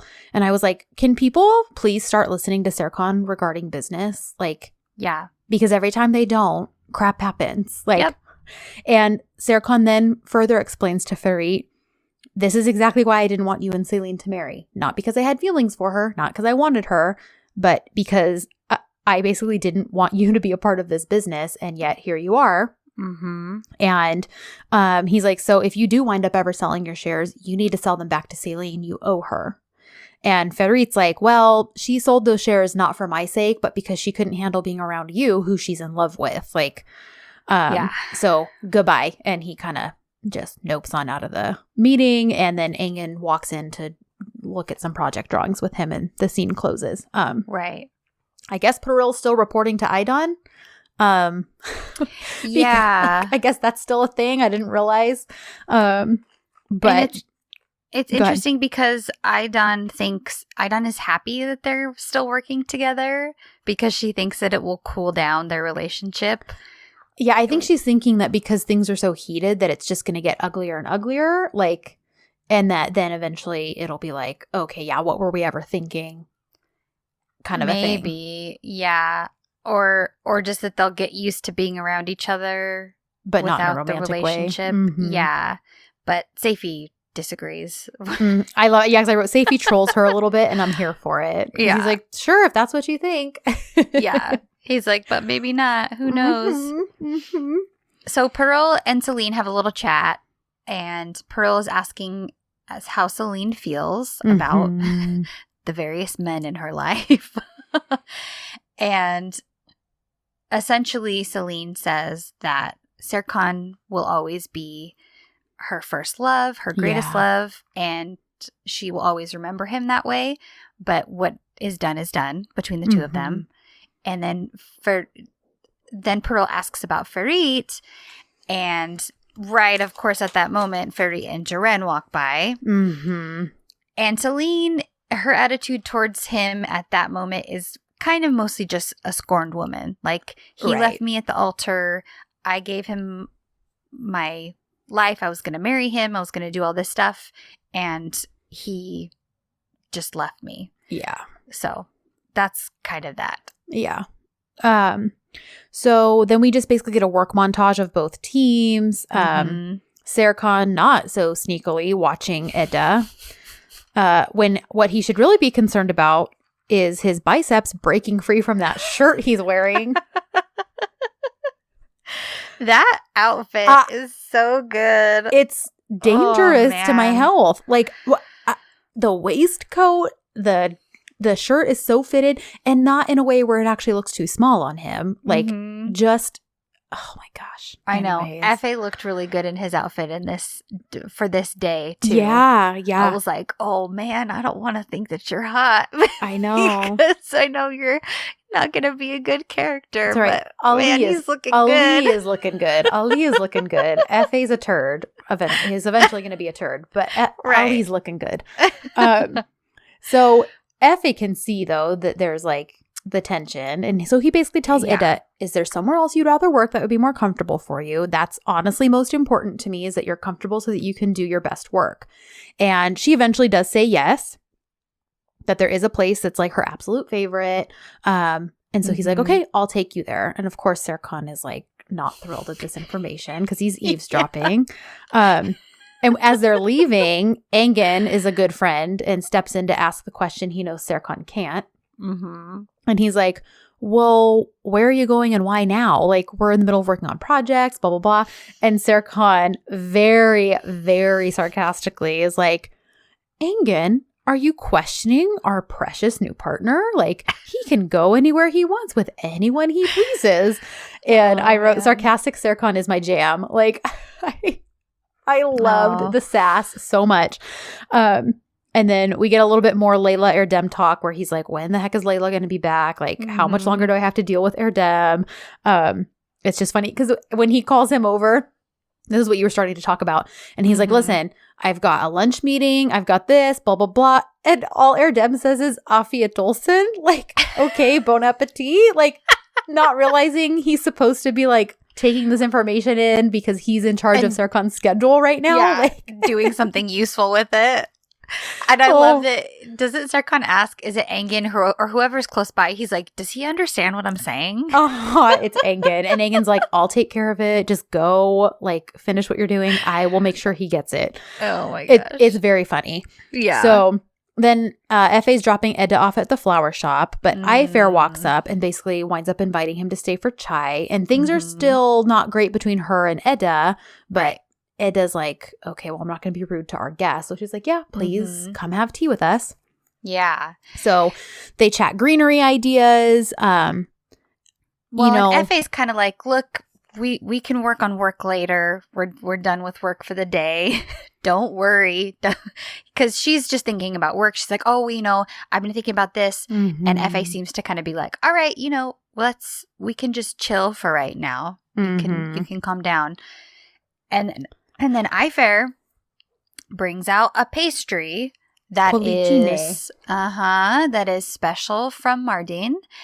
And surprise, surprise, surprise. Guess where Fa is from? Mm-hmm. He is also from Mardin. And what? Then, yeah. You don't say. Like we couldn't see that coming. And then when he asks Ifair where they're from, or kind of like who they are, who they're related to, what does she even say? Does she just deflect? She just says, our surname is Yildiz. It's not anybody you'd know. Like, we're not like big and important there. Because Eda kind of gives her a look like, oh, what are you going to say now that he's asking you this, prying question? Mm-hmm. Okay, yeah. So she does deflect because she just gives their current last name. And I was bugged by whoever made this musical decision because they play that Edser song that only plays during like scenes between them. And I was like, no, no, I don't like that. Yeah. I mean, it's not a huge deal, but it's just like that particular song is one that plays during like prominent Edser moments. And right. They were not both in this scene. So anyways, he basically senses too after Ifair walks to go grab more tea or something that there's some tension between Edda and Ifair, which maybe he genuinely was sensing it, or he already knows there's like weird family tension because he's grandma's puppet. Like, anyways. So we get a quick Fifi Erdem moment because they're supposed to meet at 8:00, but Erdem doesn't come, so Fifi is all irritated. I'm actually proud of him for not just showing up, and just running to her bidding. Yeah, he's got the long game in mind now. Erdem is changing. Yeah, so that happens, and then I wrote, Edser FaceTime. This seemed very necessary for a question about blueprints. It was an urgent issue, Kristen. Yes, the urgent issue being they needed to see each other's faces. Yeah, my note here is Eda and Serkan both working late, but mostly thinking about each other. Because she asks a blueprint question. The conversation lasts for 30 seconds, and then she just hangs up. And so, they both clearly are not saying things like, they're having this surface conversation about the blueprints, but it's very clear there are several other things not being said beneath that. But they hang up, and then the Senchal Kapımı song starts that Bashak sings, and our hearts collectively break because as it's playing, Serkan he again can't get rid of it, just like that ring. Out of sight, out of mind, though. He moves the glass encased flowers behind a bunch of books on the giant wall of shelves behind him. If you can't see it, it doesn't exist, Kristen. Exactly. And he's also flashing back to the previous night when she told him that she hated him after he broke up with her. And I put also, side note, I know we're all sad, but this does not mean we can't appreciate the shots of his waistcoat, because they're constantly just showing his torso and nothing else in these shots. So I'm like, well, clearly you want our eyes to go there. And they did. Congratulations. It worked. But more flashbacks, and I just wrote, my heart. And he leaves as he's leaving the office, he notices that Fa is still there. Right. And he's shooting pool, and Fa basically is like, hey, man, I really love working with and competing with you. And it's really fortunate that I have Edda working for me, kind of. Even the whole competition thing, I was like, yeah, there's definitely no double meaning there, is there? Yeah, seriously. Not at all. Especially when he brings Edda up right after that. Exactly. Anyways, so Serkan's like, well, I'm glad and all that, but are you ready to lose? And Fa's like, oh, see, in here I thought you were getting used to me. And Serkan says, I don't get used to anyone. It's easier to erase them from my life that way. And I wrote, yeah, except Edda. because you're trying, but it's not happening. Yeah, he can pretend. You can pretend all you want, Serkan Bey, but we all know the truth. Well, and even Fa says, "Oh, I'm well aware. I have had a very close interaction with that exactly." And I wrote, "Ooh, you need some aloe for that burn, Serkan, because Fa's not wrong." Yep. And then Serkan's like, "I don't think you should be talking about Edda." And I'm like, "Oh, you better listen, Fa, because that dude knows how to box." So, which we'll find out soon too. As we see in like the next scene. So I just wrote, poor Serkan. He looks like the villain to everyone and kind of has to keep that up. So right. He walks away, and I wrote, and oof, he has now redefined hate to see you go, but I love to watch you leave.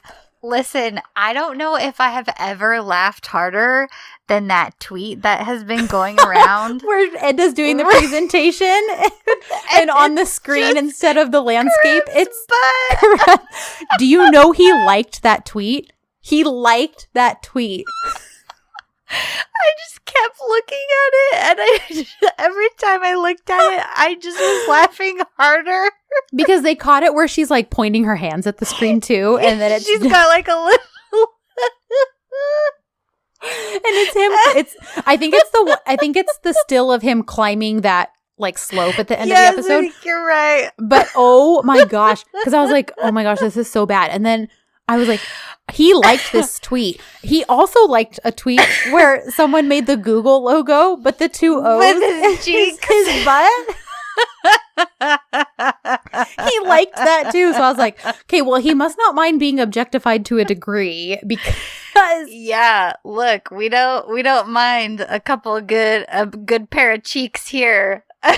Oh my gosh, I mean, that tweet alone was hilarious. But then when I saw it under his liked tweets, I was like, oh my gosh. And he wasn't tagged in it or anything. So I'm like, he sees everything we probably tweet, even if we do or don't tag him. Hey, you know what that says to me? That says he has a good sense of humor. Yes, and it does. He doesn't take himself too seriously because yes. How freaking that is objectively funny. It is so funny.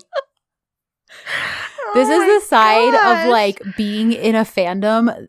One of the sides that I love so much is people get so creative with their edits. Gosh. Yes. So, I mean, some of them are just super emotional and beautiful and gorgeous. And then you have these other ones that are just comedy gold. Oh my gosh. Just hilarious. Anyways. Oh man. So that was like the highlight of my week. Was so good. So maybe if I remember, I'll add that photo to the Instagram post because it's just really funny. Oh man. So Aidan is waiting for Serkan to get home. Yes. And poor Serkan, oh my gosh, because she's just lying in wait, just staring. Yeah. Waiting for him to come home. And essentially she is gonna do her best to reconcile Serkan and Alptekin. Mm-hmm. So she goes and checks on him, and he is very much not happy to have her over there, but he says, okay, sure, fine, come on. Mm-hmm. And she's like, look, we check on you because we care. And she asks him if he wants to talk about Alptekin. Mm-hmm. And he's like, look, Mom, there's nothing to talk about. Yeah. He says, I want to forget what he did, but I can't. And she says, sorry. Oh, he says, I can't forgive you. Is it you or him? Him. He's talking that's what I thought. This whole thing is about his dad. Mm-hmm. Yeah. That my translation said you. And I'm like, I don't think that's right. So he says, when I think about what he did, I feel like I'm going crazy and I don't want to see him anymore. That's why, Mom, staying here is not a good idea and I have to move out. So she's blindsided, and he is kind of like, oh, you didn't know? Shocking. Mm-hmm. So he says, look, Mom, I'm sorry, but I can't be here. Yeah. And he says, why don't we just talk about this later? And then he kind of tells her, it's already late. I need to go to bed. I'm really tired. And she is kind of just left there after being shocked by this news. Right. Realizing that she's only going to see him if he comes over, but he's probably not going to come over as long as Baba's home because he doesn't want to see Baba. Yeah. So, meanwhile, we're having a game of Serkan darts with the girls. And Edda's telling them about her salary and how good it is and how she wishes that the university had an installment plan because she could make payments, to pay for her education now. Right. And the girls are like, well, let's make it happen. Like, I'm your lawyer, and basically Fifi's Fifi and works all kinds of magic that we don't know about. Mm-hmm. And, let's propose this and see if we can make it happen. And she's like, you know what? I love that. You're right. She's like, but you know what? I want to do this on my own. I'll set up a meeting and I'll go talk to them about this. Yeah. Because good for her. Yeah, because now that she's not going to be finishing university in Italy, she is going to finish it here in Istanbul, which it might have been Ruby, but somebody pointed out, like, isn't it interesting that, she's not going to Italy, but a big part of her wanting to go to Italy was studying, FA's work, but he's here in Istanbul. So Italy kind of came to her. Mm-hmm. So, anyways, she throws one more dart. The girls leave. And then I like this again because we see, I don't want to call it a facade, but we see, the strength wane a little bit. Yeah. And again, letting herself kind of feel sad. Mm-hmm. And we also get then a parallel Serkan all melancholy and trying to distract himself with a book. Mm-hmm. And so he pulls this book off the shelf, which he already has a bookmark in. And the bookmark, of course, is a picture of, him and Edda. Of course. And I loved the way Eliza on Twitter had translated the book quote. So I'm going to read what she wrote. Okay. It's from the book Madonna in a Fur Coat. And the part that Serkan is reading to himself says, for a short little while, that woman rescued me from my usual mean and miserable state. She taught me that I was a man, or rather a human being, and that there were sides of me that were suitable for living, that the world might not be as meaningless as I once thought. But as soon as I lost that connection between her and me, as soon as her influence was gone from my life, I was back to my old self, and I knew then exactly how much I needed her. Mm. So, of course, he reads that and can very clearly see how applicable that is to his situation and shuts the book because it's hitting a little too close to home right now. Yeah, definitely.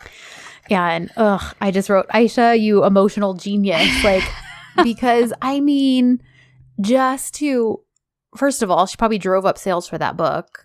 And, I'm sure. And second, like, just again, like, she pulls these pieces from these stories and makes them so applicable to her characters. And, I loved it. So, So it's the next morning, and Ifair knows that Edda isn't going to want to eat breakfast with them. We kind of get a little tense moment with them. Yeah. And then we switch over to a workout, and Serkan is working out all of his frustrations on that punching bag. Meanwhile, Engin is just waiting for him, being like, bro, you told me 20 minutes. That was an hour ago. We need to go. And he's trying to snap him with a towel, which is so funny. It's such a friend thing to do. And I wrote, and everyone is hoping, or everyone is wishing that they could have Engin's seat and view.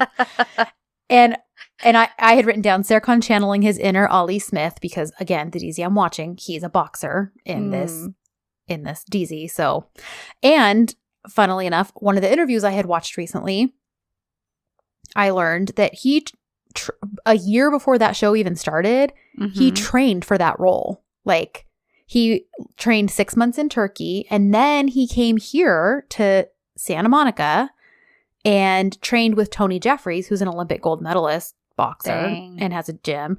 So, yeah, like, he really... Why didn't we know that he was in Santa Monica? Why didn't we know who he was back then, Kristen? Yeah, because this was like back in 2015, 16 that he did this. I wasn't even in California. No, but I've been aware. He was in California early-ish 2019. And I was very aware of it, but I like couldn't. What was I gonna? I couldn't just traipse all over LA and like look for him. Like we're legitimately gonna stalk him.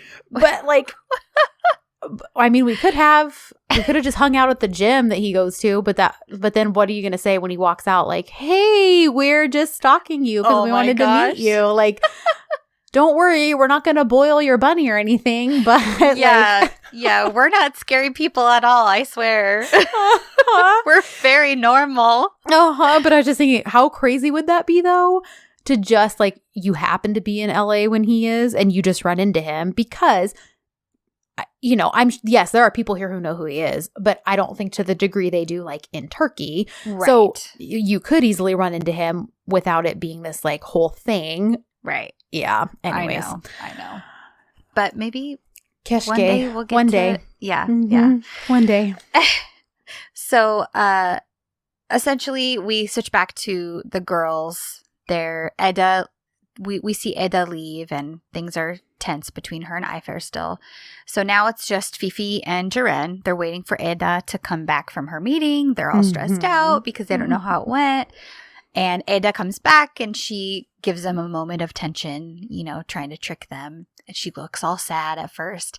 But the meeting went well, and she's going back to school. Mm-hmm. So they worked out a whole situation for her, and she's going to be able to finish her degree. So yay, Eda! Yes. And she points out that once she told them that she worked for FA, they really didn't want to lose her. So they were like willing to work with her, you know, however, because that's going to look good on the school that, you know, they had someone there who is connected to FA. Yeah, totally. And I wrote, see, now I know she did this all for herself, and I'm not trying to take away from that. But it made me a little bit happy that Serkan technically is still kind of there helping make her dreams come true, because if it weren't for everything that's happened up to this point, she wouldn't be working for FA. That's true. Or even she never would have even met him. Mm-hmm. And have this. So I'm like, in a way, he's still like helping and supporting her dreams, like even if it's not in a tangible, direct way. Yeah. I love that. So yeah, anyways, that's true. So now Fifi and Jaren, they end up telling her at this point about Ayfer's debt and about the financial straits that the florist shop is in right now, because we know that Ayfer came to both of them asking about mortgages and loans and all this kind of stuff. Yeah. And talking about bankruptcy and all of these financial issues that she's been having, but didn't want them to tell Eda. And now, because of the situation, because they can see the tension between the two of them, they both are feeling compelled to tell her, look. Yeah, she didn't just call grandma out of the blue. Right. She didn't just she didn't just kneel down and be like, oh, grandma, everything's fine. Let me get your help for no reason. It's because your aunt is not in a good situation financially. Yeah. So Eda realizes why her aunt did it. She ends up forgiving her because how can you not? Because there was a good reason for her to do this. So, do we think that this is a little clue or foreshadowing to the fact that when she finds out why Serkan did what he did, that she'll maybe be as inclined to forgive him as well? Oh, yeah, totally. And I think that this is just one of multiple things that we've seen from her specifically, and the foreshadowing that she will forgive somebody. Okay. Because that's what I was thinking, like, gosh, I hope this is like a hint of, okay, she was mad because she hid something from her, but then she understood the bigger reasoning behind why she did it. And while it's, yes, it's upsetting that she kept a secret, she gets it, etc. So I'm like, please be what happens when you figure out why Serkan did what he did as well. Yeah. Because there's this, and then there's the whole thing with her saying, I'm not one who's afraid of memories. Yeah. So yeah, we know that she can do it, and I'm hoping that these things are a good foreshadowing. Yeah. So now we're at work, going over blueprints, Parul, Idol, Serkan, and they're all kind of working. And then Eda comes bouncing in, and Layla's back, and so that's the first person she sees, and she's like, Layla, did I tell you I'm so excited? Like, I get to go back to school, university, blah, blah, blah. So basically everybody hears because they're all jumping for joy and excited. Fa congratulates her and is just really happy for her, and he's like, you know, see, what did I tell you? That's awesome. I'm so glad. And then I don't know how it translated for you, but he talked about how like her legs and arms would be dismantled. And I was like, what? So I was like, okay. So I tried listening to what he was saying and like closed my eyes so I wasn't reading the subtitles. And then I heard him say, well, really quickly. So I was like, did I hear him say Havada? Like Havada? Like in the air or of the air? And so then I was thinking like graduation, like excitement, like throw your hat in the air kind of a thing. So I had asked Miriam, I was like, this isn't really a big deal, but again, I'm trying to figure out why in the world it's being translated to dismantling arms and legs. Like, and I was excited though, because she was like, no, you heard correctly. You heard it was about her being like thrown up in the air, like, you know. Okay. So I was thinking like kind of either being like carried on shoulders, like what you do at graduation when you're excited and stuff. Yeah. But again, just with translations where I'm like, why in the world would that somehow get understood as dismantling arms and legs? Wow. But who knows? I don't know. I was just really excited that I heard a word correctly, and like, because she was like, no, you're right. That is what you heard. And I was like, oh my gosh, yay me. Like, anyhow. But yeah, she does admit to him, and this killed me because Serkan's listening to all of this, and obviously he's happy for her. But when she says, you know, I have to admit though, I did tell them I worked for you, and I know that absolutely helped. Like, I hope you don't mind. And he's like, of course I don't mind. I'm so happy for you. He's like, I'll even go and give a lecture at the school if they want. Like, yeah, you know, and Serkan's face, like, because he's like, ugh, you know, of course. But also at the same time, I'm like, he can't be like over there celebrating with her the way Fa is. Like, yeah. Yeah. So it's a bittersweet moment for them for sure. Yeah. But he congratulates her anyways. He does. Yes. Of course he does. And tells her that she deserves the best. Yeah. So then Seifi comes in, and he has a big old box of Eda's things. And he comes in, and he ends up talking with Layla, and he's like, oh, where's Eda? And because he has the stuff for her, and Layla's like, oh, she's with Efebe. Look at Efebe. Isn't he just so cute? and Seifi's like, this is like the best line. He says, Layla, Serkan Bey can be mean, but no one could be cuter than him. I love it. So he's so protective of him. I love it. It's hilarious. Yeah. So he comes over and he brings the stuff to Eda, and she's like, oh, is that so? Serkan Bey didn't want my stuff around. He didn't want any memories. He didn't want to deal with my stuff. Super, great. Hand it to me. And then she takes it, walks right out, and just dumps it all in the dumpster. And of course, Serkan follows her as he sees her carrying the box and watches. Yeah. And I wrote, please tell me that Serkan does a dumpster dive and at least saves the globe. Like, maybe has an immediate, like, oh, okay, it was one thing to, like, box it up and give it to her, but it's another thing to watch it, all that stuff just get thrown in the trash. Yeah. So I said, I hope he does a dumpster dive off of camera and saves the globe.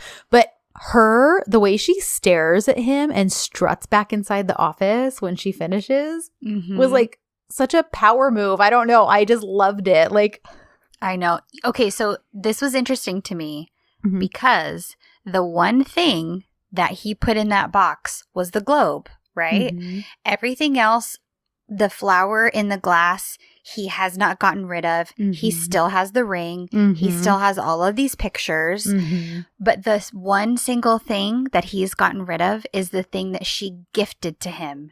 And I think it's just another implication of his feelings of inferiority and his feelings of undeserving, where he doesn't even think that he's worthy enough to keep a gift that she gave him for his birthday, that's the one single thing that he allowed to be thrown out. Yeah, because the other stuff was just her stuff that she had planted at the house to make it look like they lived together, like her pillows and all that. Right. You're totally right. Because, the Yeah. flower just fell off of her shirt. She didn't give those to him. No, she And didn't. he bought And his like own the ring. lipstick, she just, he Mhm. kept, although we haven't seen the lipstick in a while, but Right. that's the only thing Yeah. that he you're got rid of. totally right. Yeah. Oh. I know. And it's the only birthday gift he actually liked. Mhm.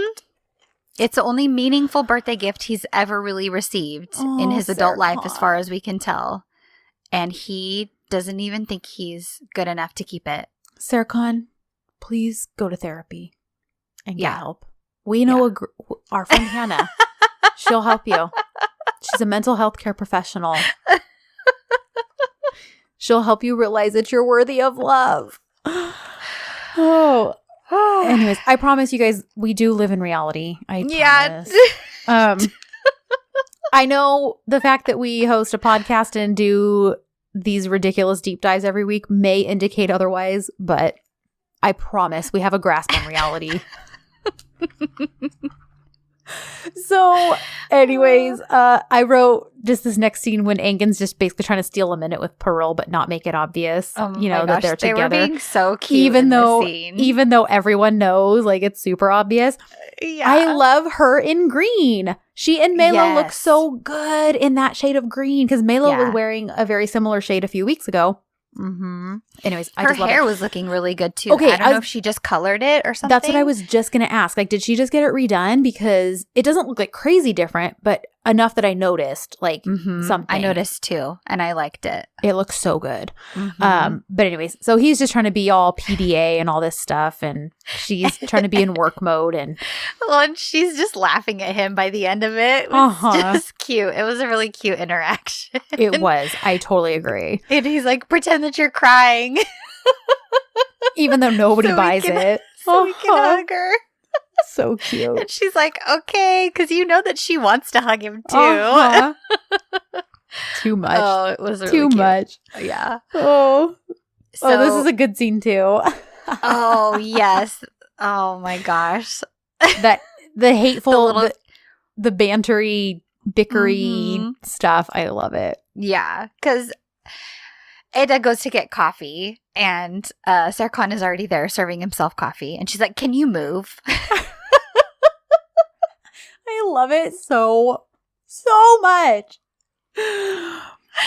I didn't even get the rest of this, but they were just being smart to each other. He's trying to be like, Eda, I think you made the right choice. It's good that you stayed and that you're working here, That's blah, blah. right. But she's just working on pouring the coffee, and she's like, I'm sorry, what are you saying? Oh, okay, well, I don't need your permission or your approval, so it doesn't matter.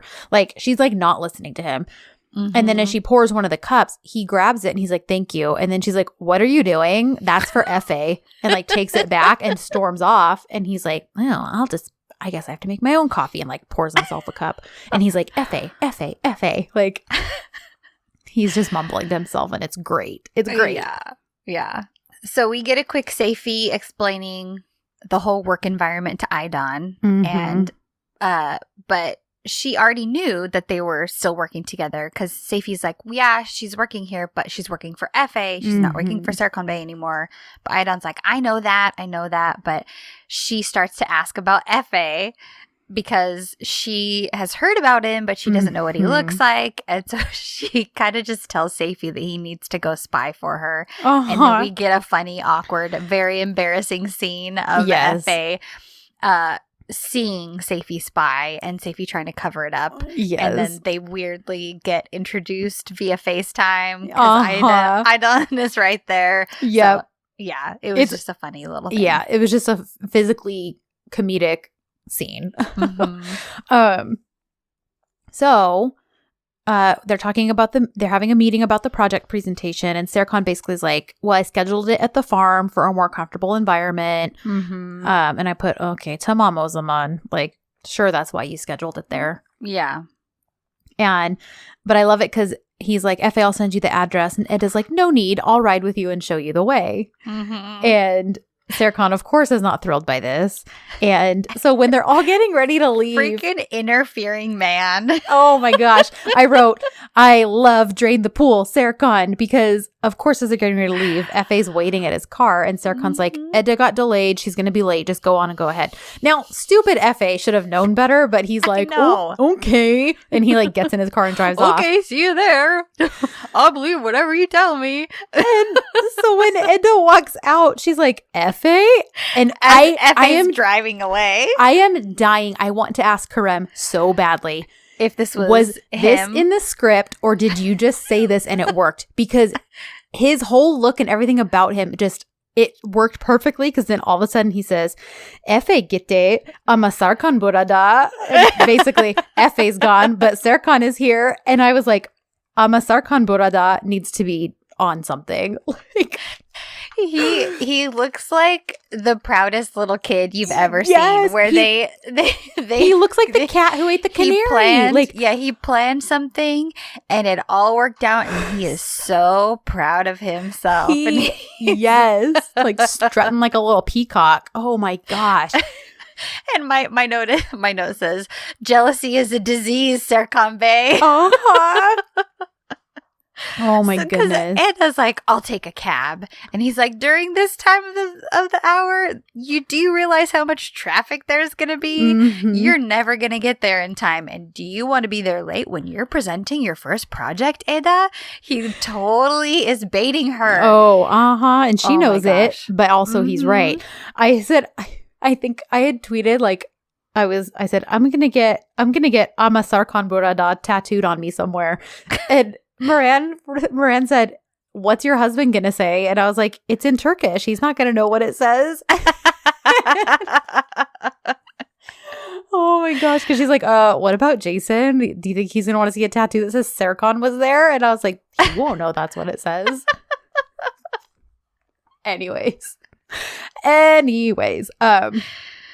anything was cross stitch worthy for a pillow, that's it. Mm-hmm. Anyways, so we get the car ride, mm-hmm. and it's a whole lot of sass. Yes, it is. Let me see here. Sassy Eda. I wrote she's kind of being an ice queen, but I mean that in the best way because you know she's like I know what you did, like, and I'm not you, and you already forced me to play into it so that I'm not late to a presentation. Mm-hmm. Yeah, I must have. Oh, that one is all messed up. Sorry. That's okay. I had my screenshots. What the heck? Do you have this? I didn't take screenshots. I just basically wrote, like, she's kind of being an ice queen. And he's like, well, you know, if you weren't ready for this, you didn't have to agree to present. That's right, because he asks how she's feeling about the presentation. Okay, because one of my screenshots was all blurry and I couldn't read the subtitles. The line. Yeah, because he asks how she's feeling and she's like, sana ne? Like, what's it to you? Mm-hmm. And he's like, well, I'm just asking you a question about work. And she's like, well, this is my first presentation, if that's what you wanted to hear. So, of course, I'm worried. Mm-hmm. And so he says, well, yeah, like you said, if you weren't ready, then maybe you shouldn't have agreed to do it. Mm-hmm. And she says, well, and if you weren't ready, you might not have, maybe you shouldn't have accepted me into your life. Yes, girl. And then he's like, what's that supposed to mean? Oh, brother. You're not an idiot, Serkan, so you know exactly what it means. And he's like, will you look at me? Like, you're driving, dude. Like, I don't think you need to be making eye contact right now. With her. Men. Oh my gosh. But it kills me. Like, this should really annoy me for all intents and purposes. I should hate this, but I love it. And he's like, give me that. And he starts to grab the presentation folder. Again, while driving a car. She's like, what are you doing? He's like, no offense, but you're acting like a teenager. Oh my gosh. Who's acting like a teenager? And again, she's like, sana ne? What's it to you? Why do you care? He's like, why do I care? And she says, you can't meddle in my affairs. Do you hear me?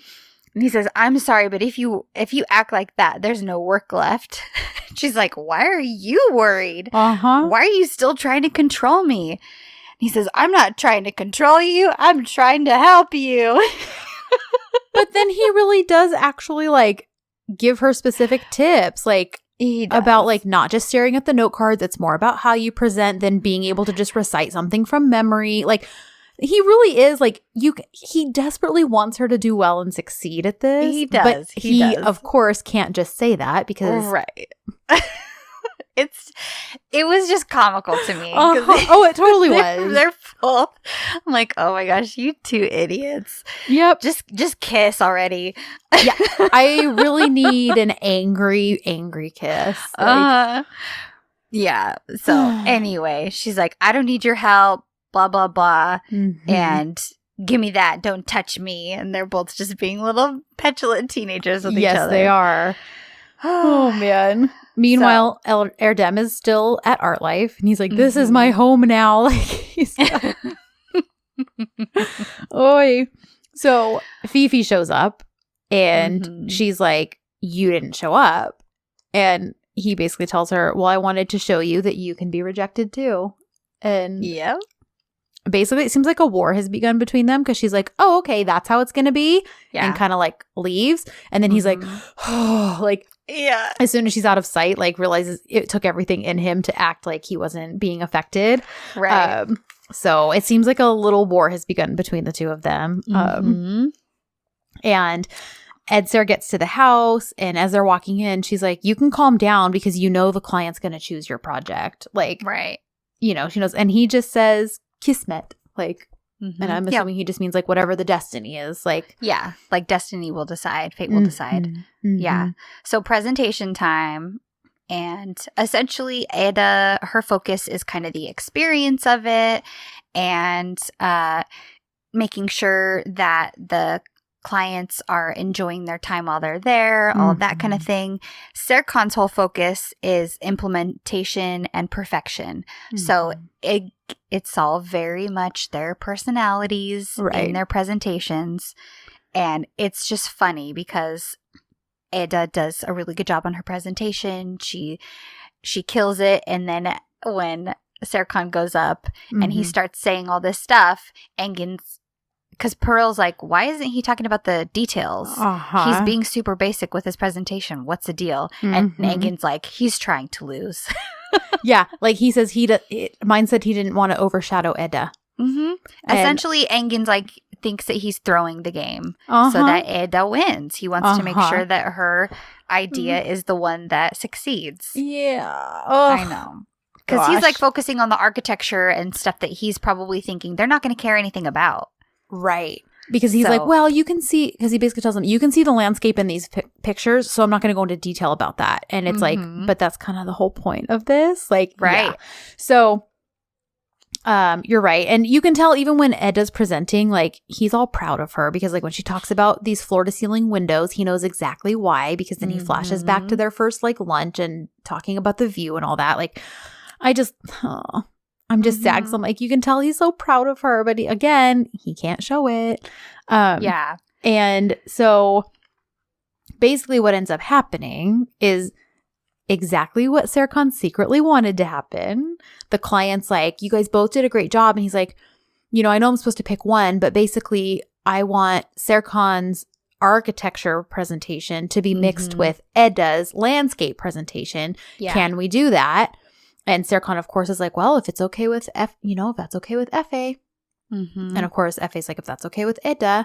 And it's, decided. And then you can see the kind of slightly satisfied look on Serkan's face. And Engin's like, yeah, he did this on purpose. Like, he knows his best friend. So, I love it because do you notice too when she's all smiley, he's just watching her? Like, yeah, but it was also really sad because Eda Yıldız's her and she does not reciprocate. Yeah. And you're right, because he says, congratulations, Eda Yıldız. And she just says, you too, huh?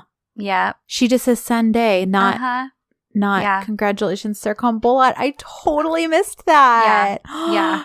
Because that's their thing. I think the first time that she doesn't reciprocate. Yeah. When he last names her. And I was like, oh, that hurt. Poor baby. Ugh. So then I wrote, oh, shock. F.A. wants to celebrate because he seems to want to always celebrate everything. So he's just a good time loving guy. That F.A. Bay. That F.A. Bay. Oh. So he's there. He's kind of like, let's go on a trip for work. Let's all celebrate together. And motivational hike in Chile. Yeah. And Serkan's like, I need no motivation. Oh my gosh. Which is so Serkan.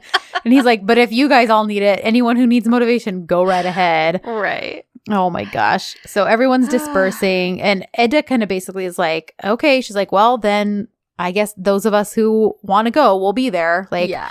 And she decides to go home with F.A. because F.A.'s like, Serkan, are you taking her home? And he's like, no.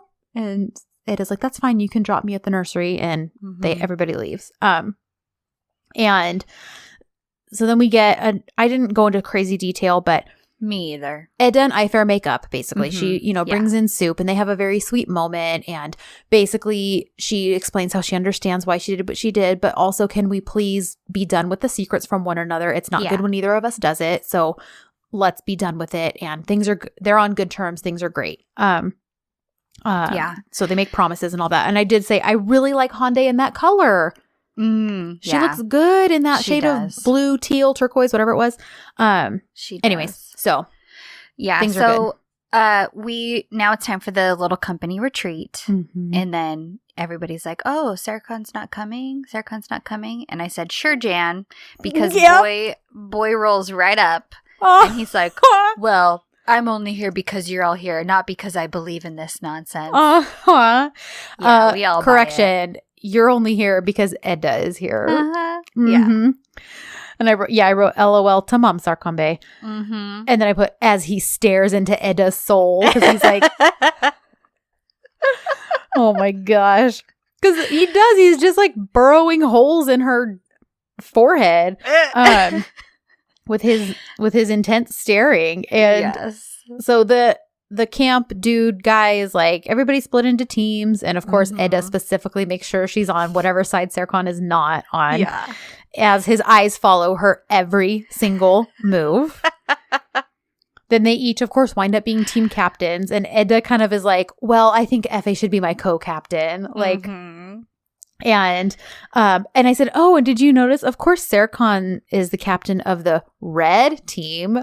Because we all know red on that mug means you're in love, and we all know that boy is helplessly in love with her. Yep.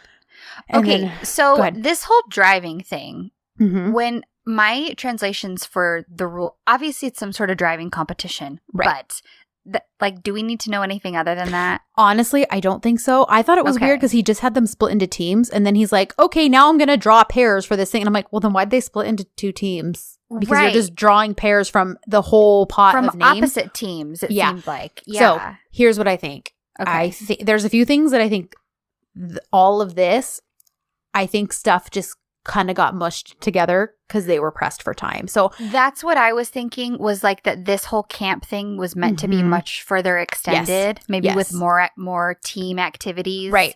That's what I think too. Okay. Yes. That makes a lot of sense. I think it was like, okay, they were shooting up until the day before the episode aired. Gosh. So and then they those poor editors, oh my gosh. So I think all of this, the fact that any of it made sense is amazing because, so basically he's like, we're going to do this driving competition. It's like kind of off-roading because it's these like pumped up Jeeps and all this stuff.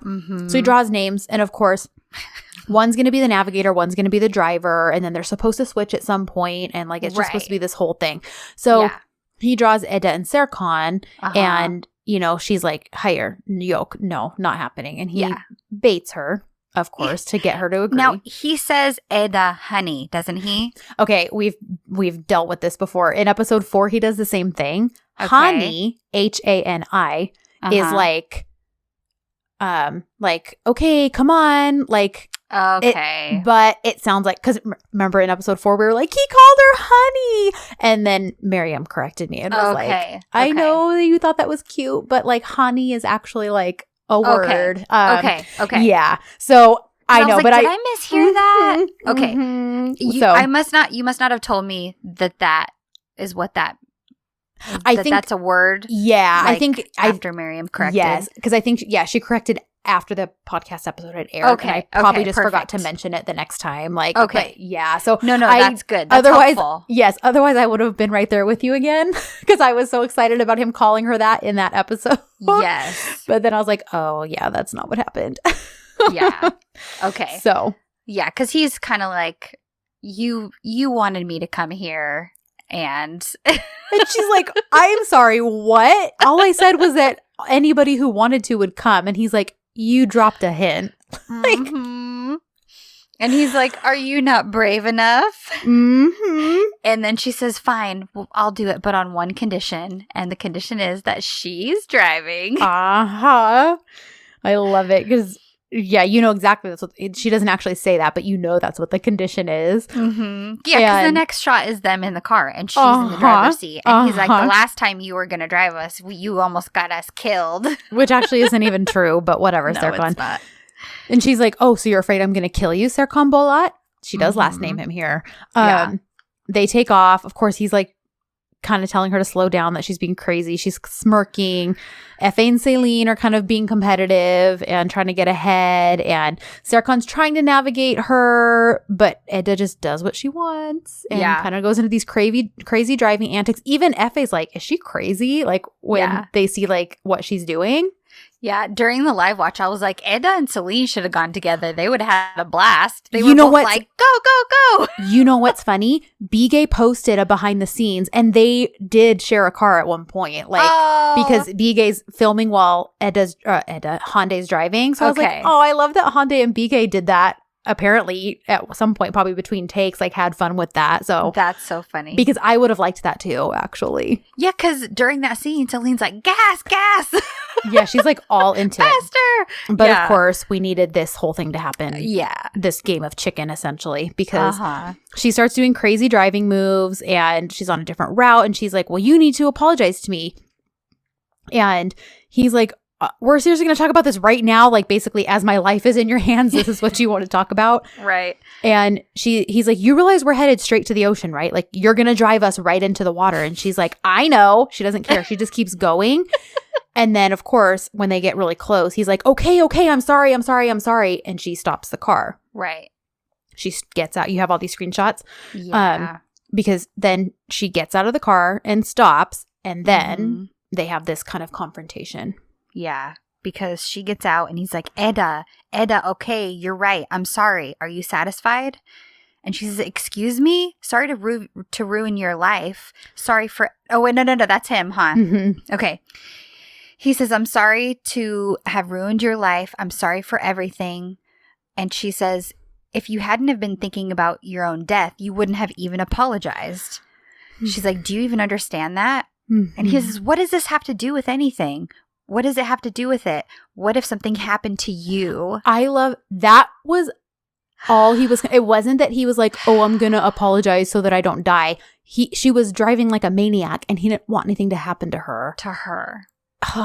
That I was like, oh my gosh. I know. Oh my gosh. Because she's like, the only reason I even got you to say anything is because you were worried. You were afraid. Worried about yourself. And he's like, actually, no, I was worried about if something had happened to you. Yeah. And then she says, what's the difference? Yeah. What does that matter? What does it matter? And then Celine and Efe drive up. We do get a good 7 seconds of his if you notice, I made a GIF and I slowed it down. I should have sent it to you because his jaw does clench? that. Yes, his jaw and cheek does that clenching thing as he's staring at her. And she's staring at him. Says about dental health, but those jaw clenches. I know.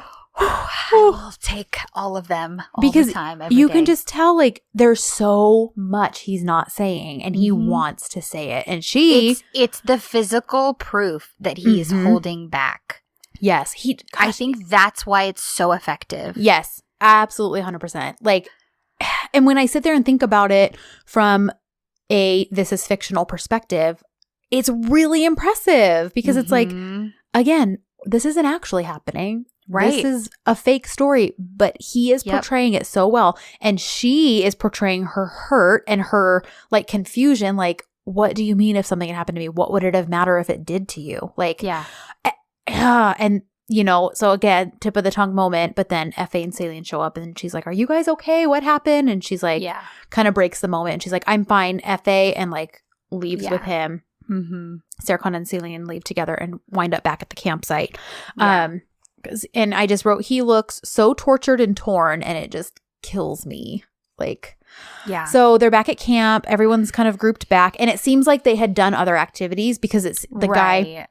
The guy's like, you know, we could go on, but you guys have done a lot today, so we can just like call it a day. And they're like, okay, thank you. And Serkan's like looking around. He's like, okay, I have to ask something. Where's Edda? And Effie says, oh, she told me she was going for a walk to grab some air, but that she knows these grounds. Like, and Jaren's like, she's out in the forest by herself. So everyone kind of disperses to start to look for her. And the guide, specifically the guide guy, whatever, camp. I can't. The camp counselor. Thank you. Yeah, like essentially.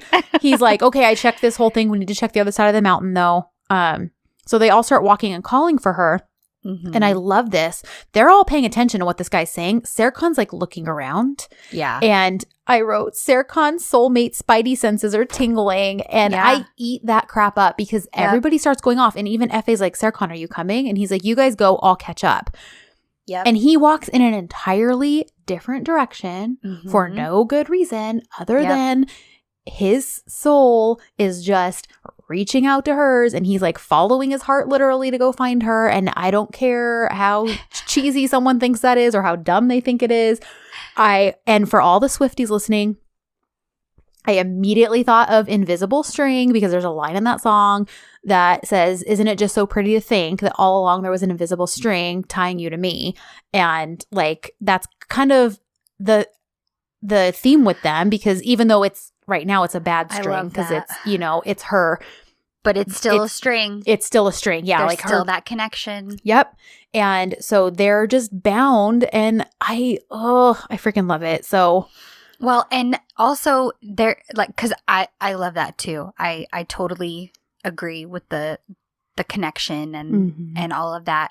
And I think also because he knows her so well. Like he knows which way she would walk. He knows where she would go to take solace in the woods or the wilderness or whatever. I totally agree. He treks up that hill. Oh my gosh. Oh, okay. But God bless you, editors. I like, it's such a close-up shot when he's climbing it. So close. And he's got this like park ranger look to him because he's got these like khaki cargos and like khaki, that tan shirt. With a jacket. And then like, And it's so interesting because when he finds her, he's really very calm. Yes, he is. And I was like, okay, he's not really panicking right now. He seems to be very strategically like checking, okay, she's broken breathing. bones. Yeah, because he's like checking her legs, I noticed, and stuff. And I was like, oh, he must be checking for broken bones. But how Serkan is that? Like Exactly. I was like, him finding her and kind of assessing the situation is the most Serkan way he could have responded. Yep. It's crazy. Absolutely. Yeah. So, because I mean, even when it was his dad, like, yeah, he was panicked a bit, but like, he's like, sit down. Okay, Safety, call an ambulance. Like, you know what I mean? He stayed cool under the pressure. Yes. So it's very him. And so, of course, it's just him kind of like stroking her face and getting her to wake up and all of that. And the episode ends. So I actually have a theory because of the, because, you know, Aisha and both MF Yapım tend to release emojis for like the progression of the episode every week as like a clue a couple days ahead. And hers had ended with a heart and something else, which I was like, it didn't really feel very indicative of this ending. So I have a feeling that it was supposed to be her waking up and saying or doing something that indicates she thinks they're still together. Like, and that like things are good and happy between them, and then him maybe being a little bit confused and then it ending. Like, I think I could see that. Yeah. Because I'm looking at her emojis. Because it's got like a man running and then little stars. So like he finds Eda, and she or like she wakes up and sees stars, because that's obviously like a thing in cartoons, like when they wake up from being knocked over the head or something. Yeah. Right. And there's a little like explosion too. And then a heart to end it. Yes. Yeah. So I think there was supposed to be like maybe another 10-15 minutes of stuff that happened right here. But again, because they lost 2 days of filming and were filming up until Tuesday night, the day before this episode aired, they ended it where they did, because it still ended on a like kind of cliffhangery note. I mean, she hasn't woken up yet. He just found her. Like, it's still kind of on a tense moment. So, yeah. So that's my theory, is that I think it was originally supposed to be her waking up and then like saying or doing something indicative of her loving him. Like, yeah. And because we also know how when she wakes up, if this was like a falling asleep spell, because can we also note she doesn't have a speck of dirt or a hair out of place. Yeah. So, yeah. Like, okay, elephant in the room. I know there's so many people who are like, EK19, and I'm not going to get like crazy into that. But, yeah. But at least in that episode, like Sanem had leaves in her hair, and like it was very clear she had like fallen into the hole. Yeah. Yeah, that was definitely, there are all these very convenient holes all over Turkey where women can conveniently fall into when they need to be discovered by their true love. Yes, and Tina on Twitter, she was like, because oh my gosh, of course so Twitter exploded with, feelings and opinions and all that, but she was like, listen, you guys should really stop arguing about like who copied who and be more concerned about all these random holes in Turkey that these poor rom-com girls keep falling into. And I was like, that is so true. Turkey is not safe for women because you might fall into a hole. Oh my gosh. It was so funny. But yeah, so like, listen, you guys, man. We know this is not anything new. Soap operas have been doing this stuff for years. Like, if you've watched an American soap ever, like, this is like a requirement at some point. But listen, so I ain't mad about it. No, I wasn't mad about it. I didn't care. Like, and I think I've said this before too.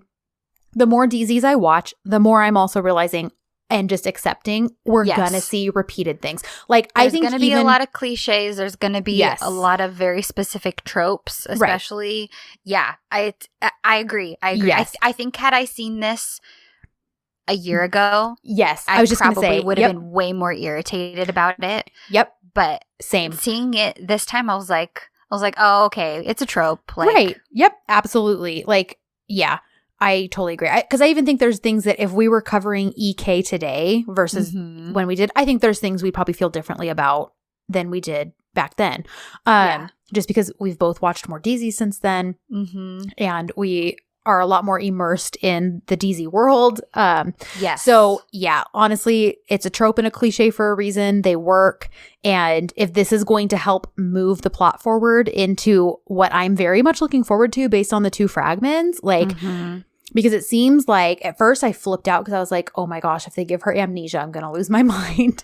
But it just seems like brain fog. Like, okay. Because she's kind of like in a bit of a fog from maybe her head injury. Which would track. Yes. At least temporarily. Absolutely. Well, yeah. And even one of the girls in our group had said, like I actually would believe brain fog. Like when I got into an accident, like I still can't really put together the first 10 to 15 minutes of it happening. Like I cannot really recall that. It's all very fuzzy. It's all very blurry. Like I know it happened, but I could not tell you about it chronologically. Okay. So brain fog is a thing. And the thing is, Eda has a condition where she falls asleep when she is under high amounts of stress. And that little interaction with Serkan obviously triggered her. Yes. Because she went walking off on her own and needed some time, needed some space. Right. Maybe she was out there and she fell asleep. And we have seen her even just waking up from like a normal, the good night's first sleep episode where she is asleep and on the she beach. wakes up. Yes. And her brain hasn't fully connected yet. And she's smiling at him. Like, this is a recurring thing with Eda to when she's like just waking up, or if she's really tired, she's not all there mentally. So this totally tracks to me. And all of the scenes in the fragments where she is, by the way, I'm a hypocrite and I'm watching fragments now because I just can't stop. One of us. One of us. I had all these principles and now they're out the window because I was like, Diziland. I have to see. But she's in the same outfit. Yep. As her fall. So it to me indicates that not a lot of time has passed. So I totally agree. I think this could just be a brain fog thing. And so if only the last couple days are unclear, that could be why she's like, wait, I don't really remember us breaking up. And then as things start to become more and more clear, she's like, okay, it's forcing her to think it back over. And thank God, like we said, the last episode, we know our girl is smart and she's figuring out there has to be a different reason behind it because it just doesn't make sense. Yep. And so I also think, too, that we are going to get flashbacks to the curtain night. Okay. Because her nail color changes. Okay. In certain scenes of the fragment. And the ring she was wearing that same night is back on her finger. Okay. Not the engagement ring, but a ring. Okay. Granted, in one of the scenes, it's on the wrong finger, but I honestly think that's just an oversight. I really think it was supposed to be like, oh, this is the ring she was wearing and the color nails she had. Okay. Because if you remember in one of the fragments where she's like, she's trying to piece things together. So she's telling him, okay, tell me about a day that you hurt someone. Tell me about the best day, the day you remember being happiest. And tell me about like another day. I can't remember at the moment. So I think when it's tell me about a day that you were the happiest, I think he starts thinking back to the curtain night and we get more insight into what happened there. Okay. And so I think some of those scenes, like when they're holding hands and having breakfast inside, like I think that might be a flashback scene and not. That would make sense. Yeah. So, and then of course, when it seems like they're kind of back in the real world and back at work, she's talking with Peril and she's like, there has to be something, like something isn't sitting right. And Pearl's like, I think you're right because, you know, we all went and looked for you, Edda, where the guide basically told us to. Yeah. And Serkan just stood there frozen because he felt you. Like there's something. And God bless Pearl for that. And I know.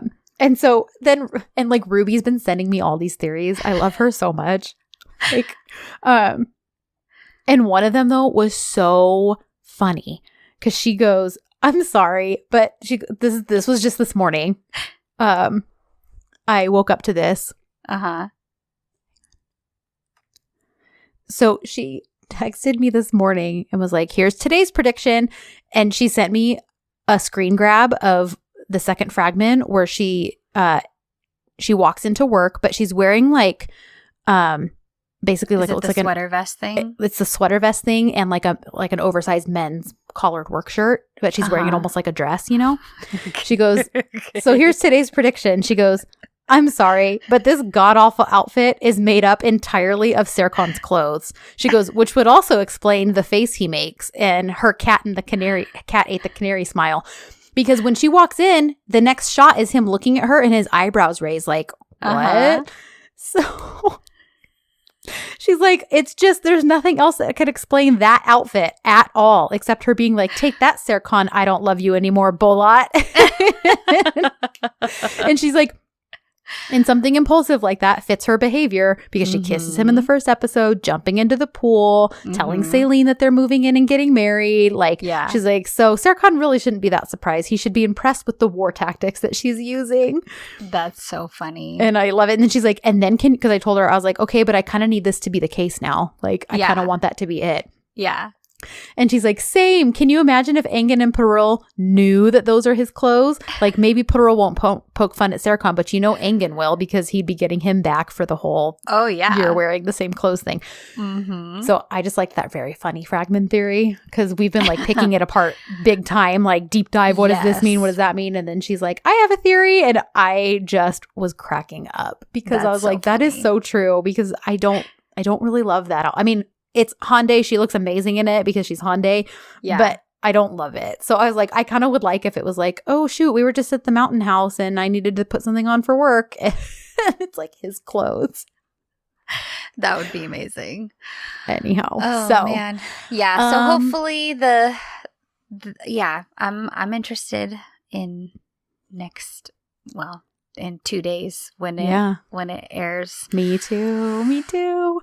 So yeah, I'm very much looking forward to this episode. They did the fragments so well, because we get all this stuff, but we don't actually really know what's going to happen. I mean, I know. I do think they might have spoiled the ending again when she was like overhearing Aydan and Serkan talk. I think that might be like a final scene thing, because MF Yapım released emojis, and they used the deaf girl emoji, which I thought was interesting, but I think they were just trying to indicate like because it's an emoji of the person like holding their finger near their ear. Oh.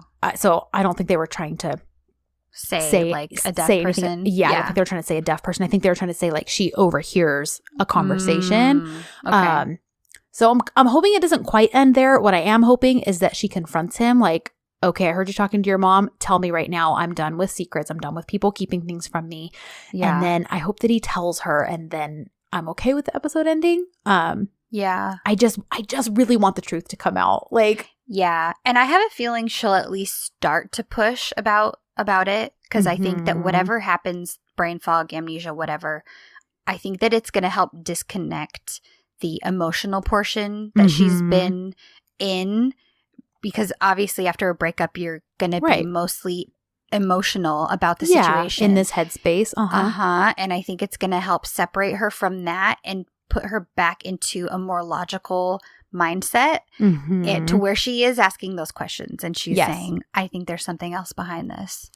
So totally. I'm excited to see how it goes. Too. I'm very much looking forward to 16. So yeah. Anyways, if there was more, I'm sorry, you guys. My brain is like at capacity, so I'm sure we're good. Yeah. So that is our good grief. This episode's longer than like last week's, and this episode of Sensual Kapımı was like half an hour shorter than a normal one. Sorry. We just can't stop talking about it, you guys. Anyway, so thank you so much for listening. Thank you for tuning in. And for those of you who live watch on Wednesdays, I'll be around doing a live watch, so you can find me on Twitter and Instagram.